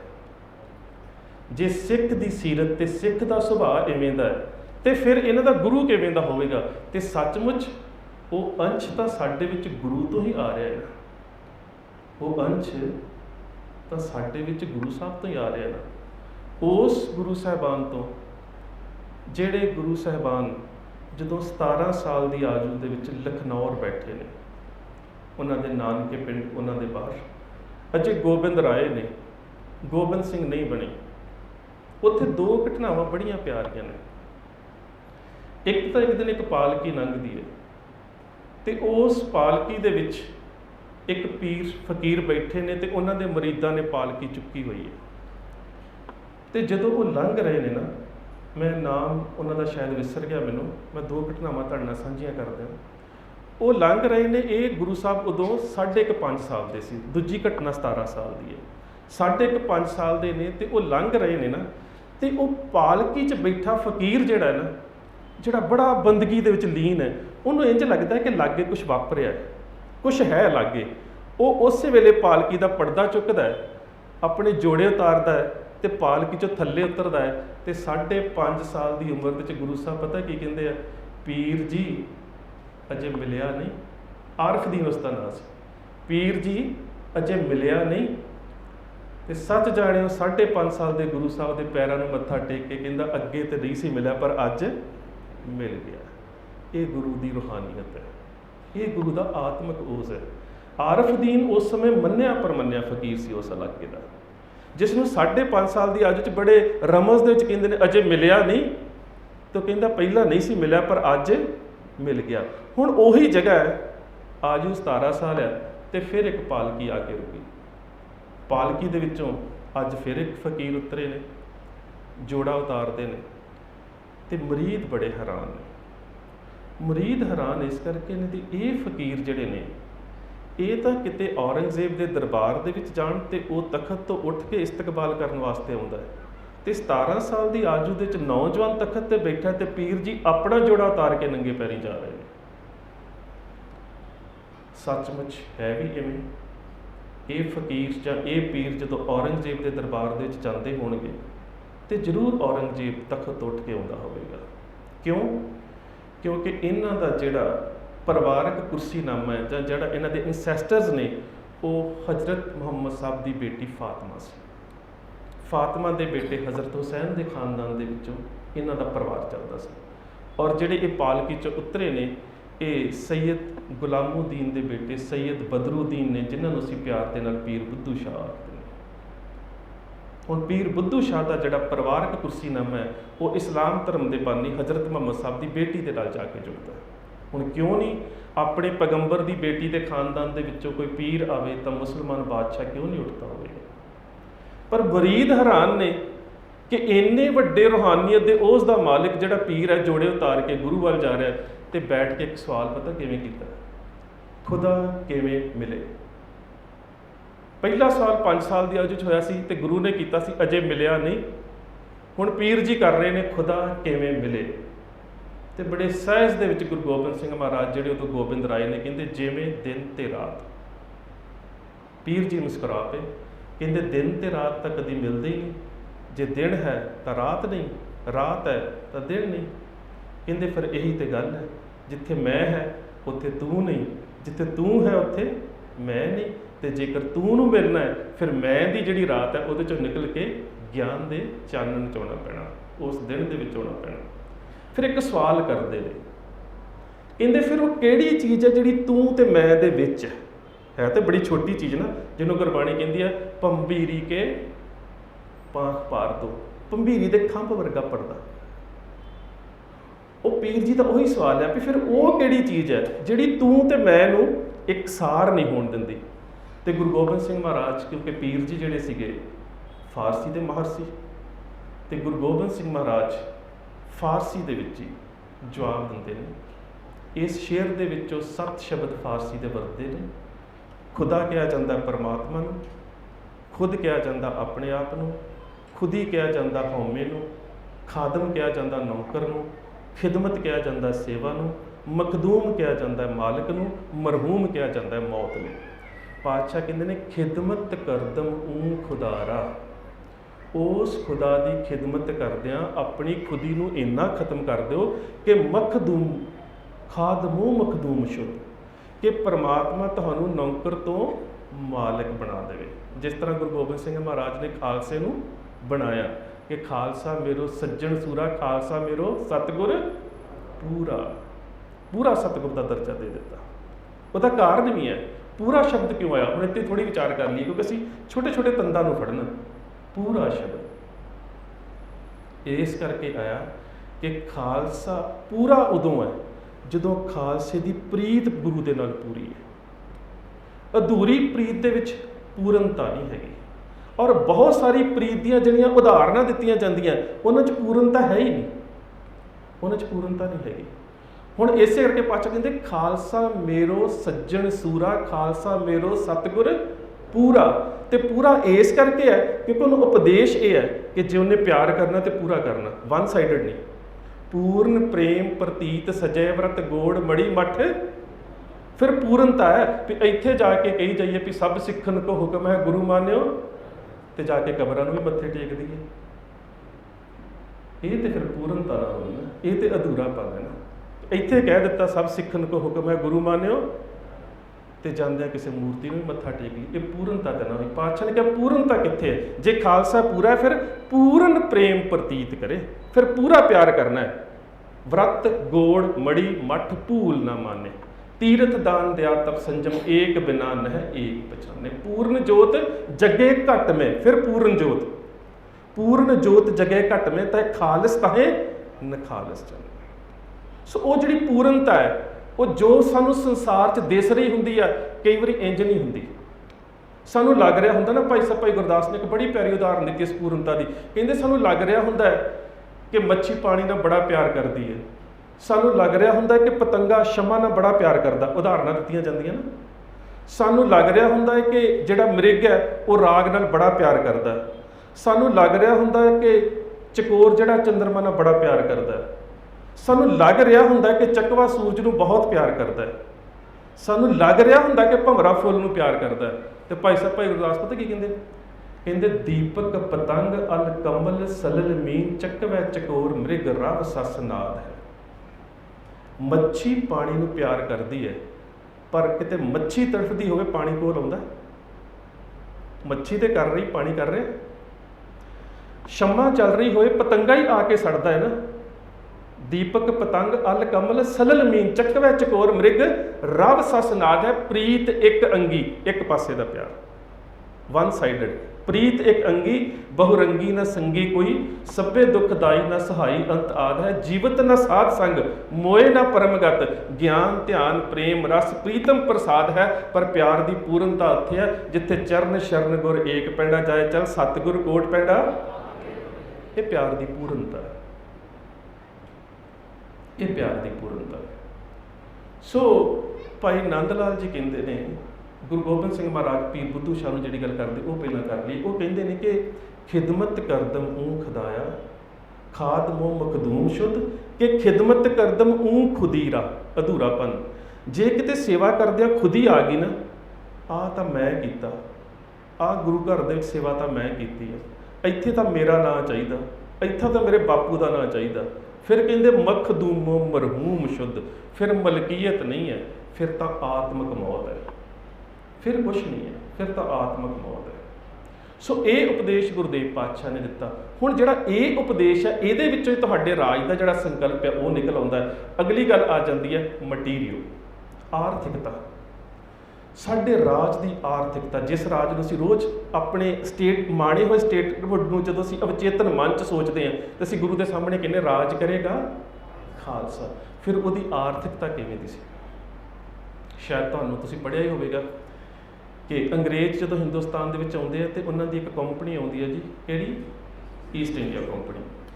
ਈਸਟ ਇੰਡੀਆ ਕੰਪਨੀ ਦੇ ਮਾਲਕ ਰੌਥਚਾਈਲਡ ਫੈਮਿਲੀ ਸੀ ਤੇ ਇਹ ਅੱਜ ਵੀ ਦੁਨੀਆ ਦੇ ਸਭ ਤੋਂ ਵੱਡੇ ਬੈਂਕਰ ਨੇ। ਰੌਥਚਾਈਲਡ, ਰੌਕਫੈਲਰਸ, ਬਾਇਰ ਗਰੁੱਪ, ਇਹ ਦੁਨੀਆ ਦੇ ਸਭ ਤੋਂ ਵੱਡੇ ਬੈਂਕਰ ਨੇ ਕਿ ਦੁਨੀਆ ਦੇ ਦੇਸ਼ ਜਿਹੜੇ ਨੇ ਉਹ ਇਹਨਾਂ ਦੇ ਕਰਜ਼ਾਈ ਹੈ।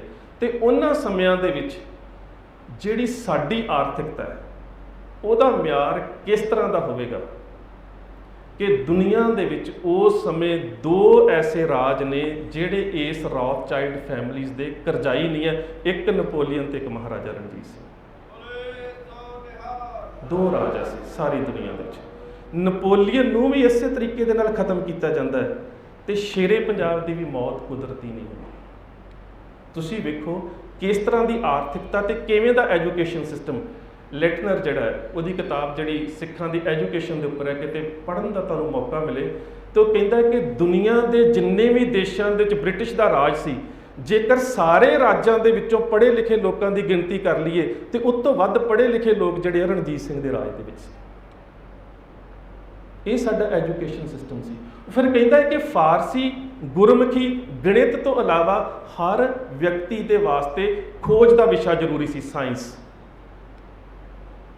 ਔਰ ਸਾਹਿਬੇ ਸਦਰ ਸਰਦਾਰ ਲਹਿਣਾ ਸਿੰਘ ਮਜੀਠੀਆ ਕਿਵੇਂ ਦਾ ਸਾਇੰਟਿਸਟ ਕਿ ਜਦੋਂ ਸ਼ੇਰੇ ਪੰਜਾਬ ਪਹਿਲੀ ਵਾਰੀ ਅੰਗਰੇਜ਼ਾਂ ਨੂੰ ਮਿਲਦਾ ਹੈ ਤੇ ਉਸ ਵੇਲੇ ਉਹਨਾਂ ਦੇ ਡਬਲ ਐਕਸ਼ਨ ਫਾਇਰਿੰਗ ਵੇਖਦਾ ਤੋਪਾਂ ਦੇ ਵਿੱਚੋਂ, ਤੇ ਸਰਦਾਰ ਲਹਿਣਾ ਸਿੰਘ ਨੂੰ ਕਹਿੰਦਾ ਮੈਂ ਚਾਹੁੰਦਾ ਜਿਸ ਤਰ੍ਹਾਂ ਐਸ ਤੋਪ ਦਾ ਗੋਲਾ ਫਟਦਾ ਹੈ ਨਾ, ਕਿਤੇ ਸਾਡੇ ਕੋਲ ਵੀ ਐਵੇਂ ਦੀ ਤੋਪ ਹੋਵੇ।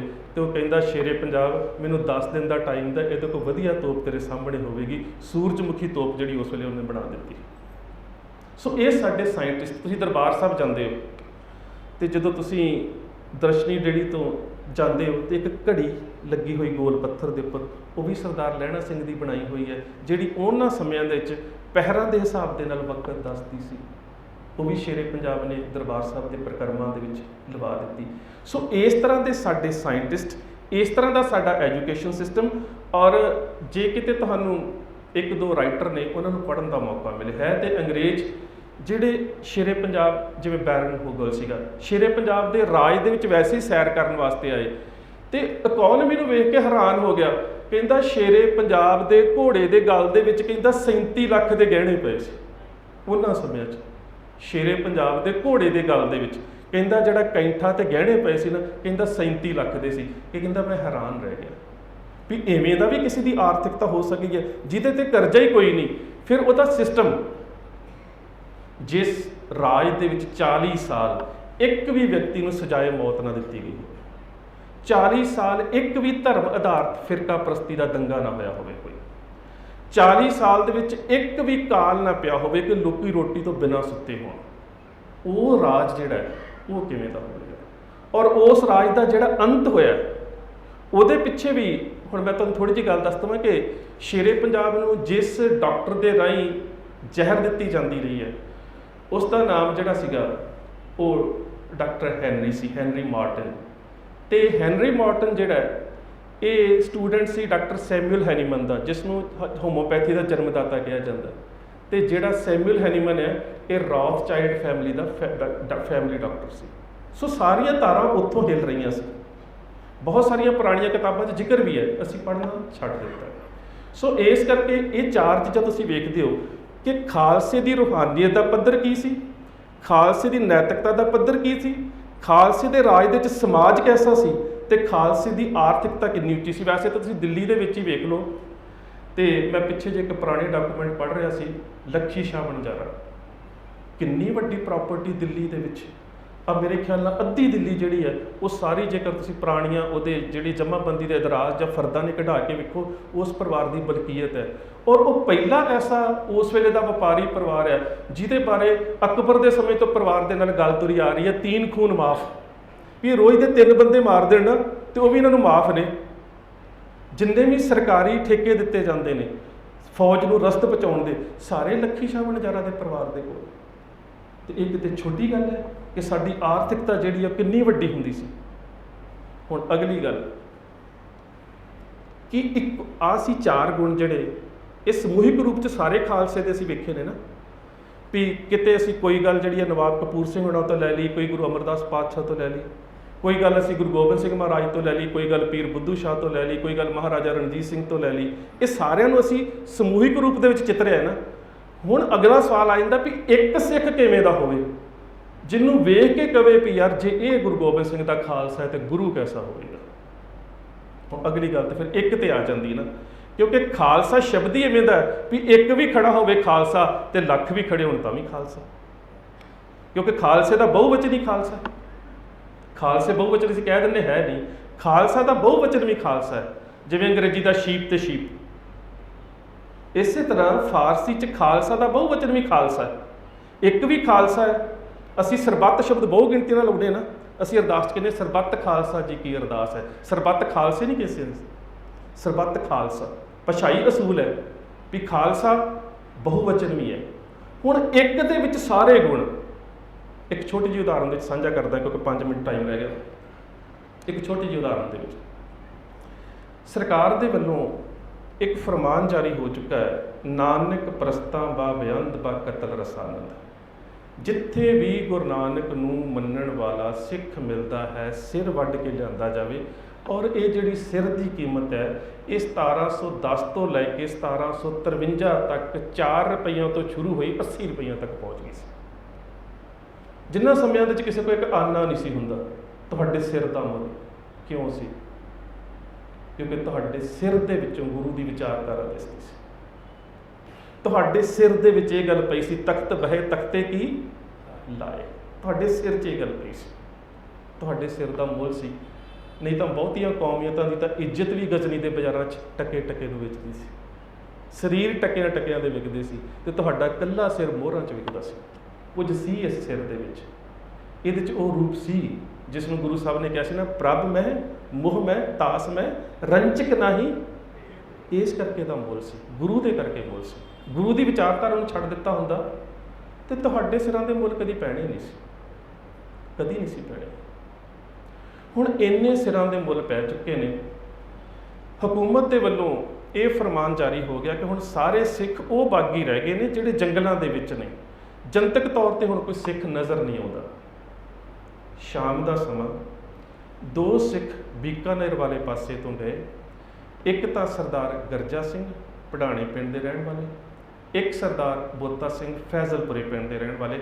ਫੈਜ਼ਲਪੁਰੇ ਪਿੰਡ ਦਾ ਨਾਮ ਹੁਣ ਸਿੰਘਪੁਰਾ ਕਰ ਦਿੱਤਾ ਗਿਆ ਕਿਉਂਕਿ ਇਹ ਸਰਦਾਰ ਕਪੂਰ ਸਿੰਘ ਦਾ ਪਿੰਡ ਸੀ ਤੇ ਉਹਨਾਂ ਨੇ ਉੱਥੇ ਛੋਟਾ ਜਿਹਾ ਕਿਲ੍ਹਾ ਬਣਾਇਆ ਸੀ।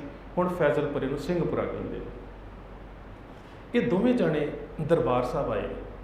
ਹੁਣ ਅਸੀਂ 4ਵੇਂ ਗੁਣ ਵੇਖਣੇ ਨੇ, ਦੇਗੋ ਤੇਗੋ ਫਤਿਹ ਨੁਸਰਤ ਬੇਦਰੰਗ ਯਾਫਤ ਅਜ ਨਾਨਕ ਗੁਰੂ ਗੋਬਿੰਦ ਸਿੰਘ। ਹੁਣ ਇਹ 4ਵੇਂ ਗੁਣ ਖਾਲਸੇ ਦੇ ਸਮੂਹਿਕ ਰੂਪ ਦੇ ਵਿੱਚ, ਜਿਸ ਨੂੰ ਅਸੀਂ ਕਲੈਕਟਿਵ ਕੌਨਸ਼ੀਅਸਨੈਸ ਕਹਿੰਦੇ ਹਾਂ, ਸਮੂਹਿਕ ਚੇਤਨਤਾ ਦੇ ਵਿੱਚ ਅਸੀਂ ਵੱਖ-ਵੱਖ ਸਾਹਮਣੇ ਪੇਸ਼ ਕਰ ਲਏ, ਪਰ ਇੱਕ ਸਿੱਖ ਦੇ ਵਿੱਚ। ਹੁਣ ਇਹ ਜਦੋਂ 2 ਸਿੱਖ ਜੰਗਲ 'ਚੋਂ ਆਉਂਦੇ ਨੇ ਤੇ ਇਹਨਾਂ ਦੀ ਰੂਹਾਨੀਅਤ ਦਾ ਪੱਧਰ ਕੀ ਹੋਵੇਗਾ?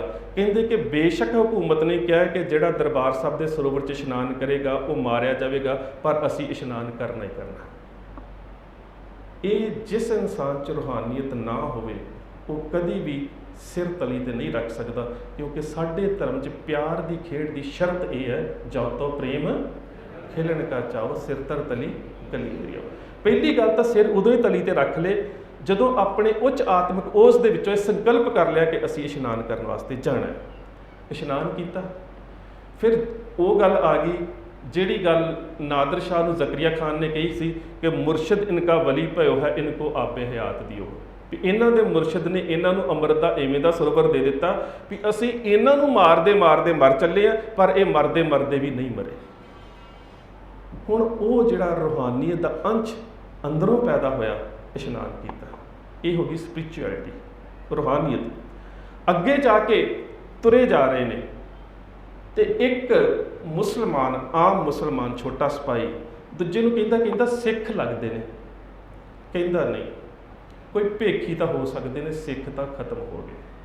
तो दूजी गल, जे सिख होंदे ना तो झाड़ी च लुक के नहीं सी रहना, इन्होंने बैठे हुए ने दिने कहता जे सिख होंदे ना फिर लुक के नहीं सी रहना। हुण इत्थे आ गया एथिको, इत्थे आ गई तुहाडी नैतिकता भी असीं लुक के बैठे हैं तो दुश्मन साडे बारे की समझ रहा भी जे सिख होंदे तो लुक के नहीं सी बैठना, भेखी हो सकते हैं। उस वेले उठते हैं, उठ के नैतिकता का असूल उन्होंने कतल नहीं करते, जिन्हों ने वेख्या उन्होंने कतल नहीं करते। बेशक वो हमलावर भी होंगे ने, वो बाद च सूह देने वास्ते, इन्फॉर्मेशन देने वास्ते चले जाते हैं। उहदे तो बाद वो नूरदीन की सरां दे कोल आउंदे ने। तीजी गल आ जाती है कि उस समय सिख की जिहड़ी नैतिकता ते समाज दे विच म्यार की है। हुण समाजिक तौर पर यह है भी ये सिख नहीं हो सकते, तो कहते असीं समाज दसना है कि चाहे दो भी हाँ खालसा खत्म नहीं होया। हुण वो नूरदीन की सरां दे कोल नाका ला के बहिंदे ने। हुण जदों वो दो जाने नाका लाउंदे ने तो लोकां नूं लुट भी सकते हैं, वो लुटते नहीं क्योंकि नैतिकता है, असीं गुरु दे सिख हां। तो गल आवेगी गुरु ते भी दो सिख नहीं किसी ने कहना, दो लुटेरे सिक्खी दे भेस च लोकां नूं लुट रहे हैं। वो की करते हैं, वो उत्थे लाउंदे ने चुंगी नाका। तो जिहड़ा चुंगी नाका लाउंदे ने ਉਹਦਾ मतलब ये है कि वो उस समय स्टेट की इकोनमी ਨੂੰ ਵੰਗਾਰ ਰਹੇ ਨੇ। सो ਉਹਦੇ चार गुण ਤੁਸੀਂ ਉਹਦਾ ਸਿੱਖਾਂ 'ਚ ਵੇਖ ਰਹੇ ਹੋ। ਉਹਨਾਂ ਦੇ ਵਿੱਚ ਰੂਹਾਨੀਅਤ ਵੀ ਹੈ, ਉਹਨਾਂ 'ਚ ਨੈਤਿਕਤਾ ਵੀ ਹੈ, ਉਹ ਸਮਾਜ ਦੀ ਸਮੱਸਿਆ ਨੂੰ ਵੀ ਸਮਝਦੇ ਨੇ ਤੇ ਉਹ ਉਸ ਸਮੇਂ ਰਾਜ ਦੀ ਆਰਥਿਕਤਾ ਨੂੰ ਵੀ ਸਮਝਦੇ ਨੇ।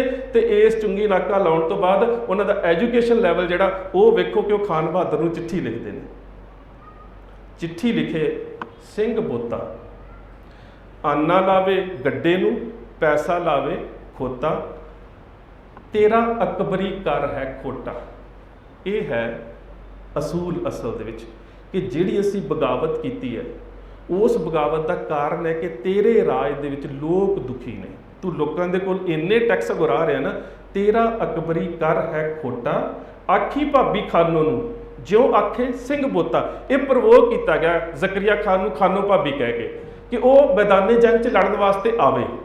वैसे कुछ इतिहासकारां ने कहा कि जिहड़ा सरदार बोता सिंह का पिंड सी, उस पिंड दे विच फरजुल्ला खान दे नाल जकरिया खान की भैन विआही हुई सी। पर सिख की नैतिकता ये गल नूं नहीं मनदी, साडी जिहड़ी गुरु ग्रंथ साहिब महाराज की परंपरा दे विचों कि पिंड दे विच चाहे इस्लाम दे मुसलमान की बच्ची भी विआही होवे ते उन्हां भाबी कह के संबोधित किया होवे, वो बेटी ही कहिंदे होणगे। इत्थे उन्हां ने जाण के खान बहादुर जकरिया खान नूं, क्योंकि खानो भाबी क्या आखी भाबी खानों नूं ज्यों आखे सिंह बोता, हथ है सोटा विच राहे खलोता। हुण जकरिया खान आप नहीं आउंदा, जकरिया खान भेजदा है कुछ इतिहासक स्रोतां च जमाल दीन ते कुछ थावां ते जमाल खान उन्होंने भेजदा है। हुण ये दो सिख ने, ये दो सिख दोरों तीर मार के भी खत्म किए जा सकते हैं, पर जदों वो तीर चलाउंदे ने तां वो फिर कहते हैं भी नहीं गुरु दे सिख हाँ, जे दुश्मन नूं खत्म करके शहादतां ना पाइयां तो फायदा की है। वो फिर प्रवोक करते हैं, कहते जे तुमरो कैसो तीर जो हमरो चीर ना सको शरीर। कहते काहदे तीर चुकी फिरदा साडे शरीर के आर पार तां लंघदे नहीं, लागे आके लड़। वो लागे आके लड़ते हैं तो 13 दुश्मन के सिपाही मारे जाते हैं तो 2 ये सिख जिहड़े शहादतां प्राप्त कर दिंदे ने। हुण इन्हां 2 सिखां दे विच तुसीं उस सारे खालसे दे गुण ते राज की तस्वीर नूं वेख सकदे हो, जिहड़ी असीं कहने आ खालसा मेरो रूप है खास, खालसे में हो करो निवास। सो वक्त मेरा समाप्त है। आस करदा कि असीं इस गल नूं समझण दे विच किते ना किते सफल होइए कि खालसे दे गुणां नूं वेख के मनुख की जबान के उपर शब्द आउण कि इन्हां दा गुरु कैसा है। जे खालसे का स्वरूप है तो गुरु की खूबसूरती किवें दी होवेगी। सो इन्नियां बेनतियां प्रवान फतेह दी सांझ सत्कार सहित रखना जी। वाहिगुरू जी का खालसा, वाहिगुरू जी की फतेह।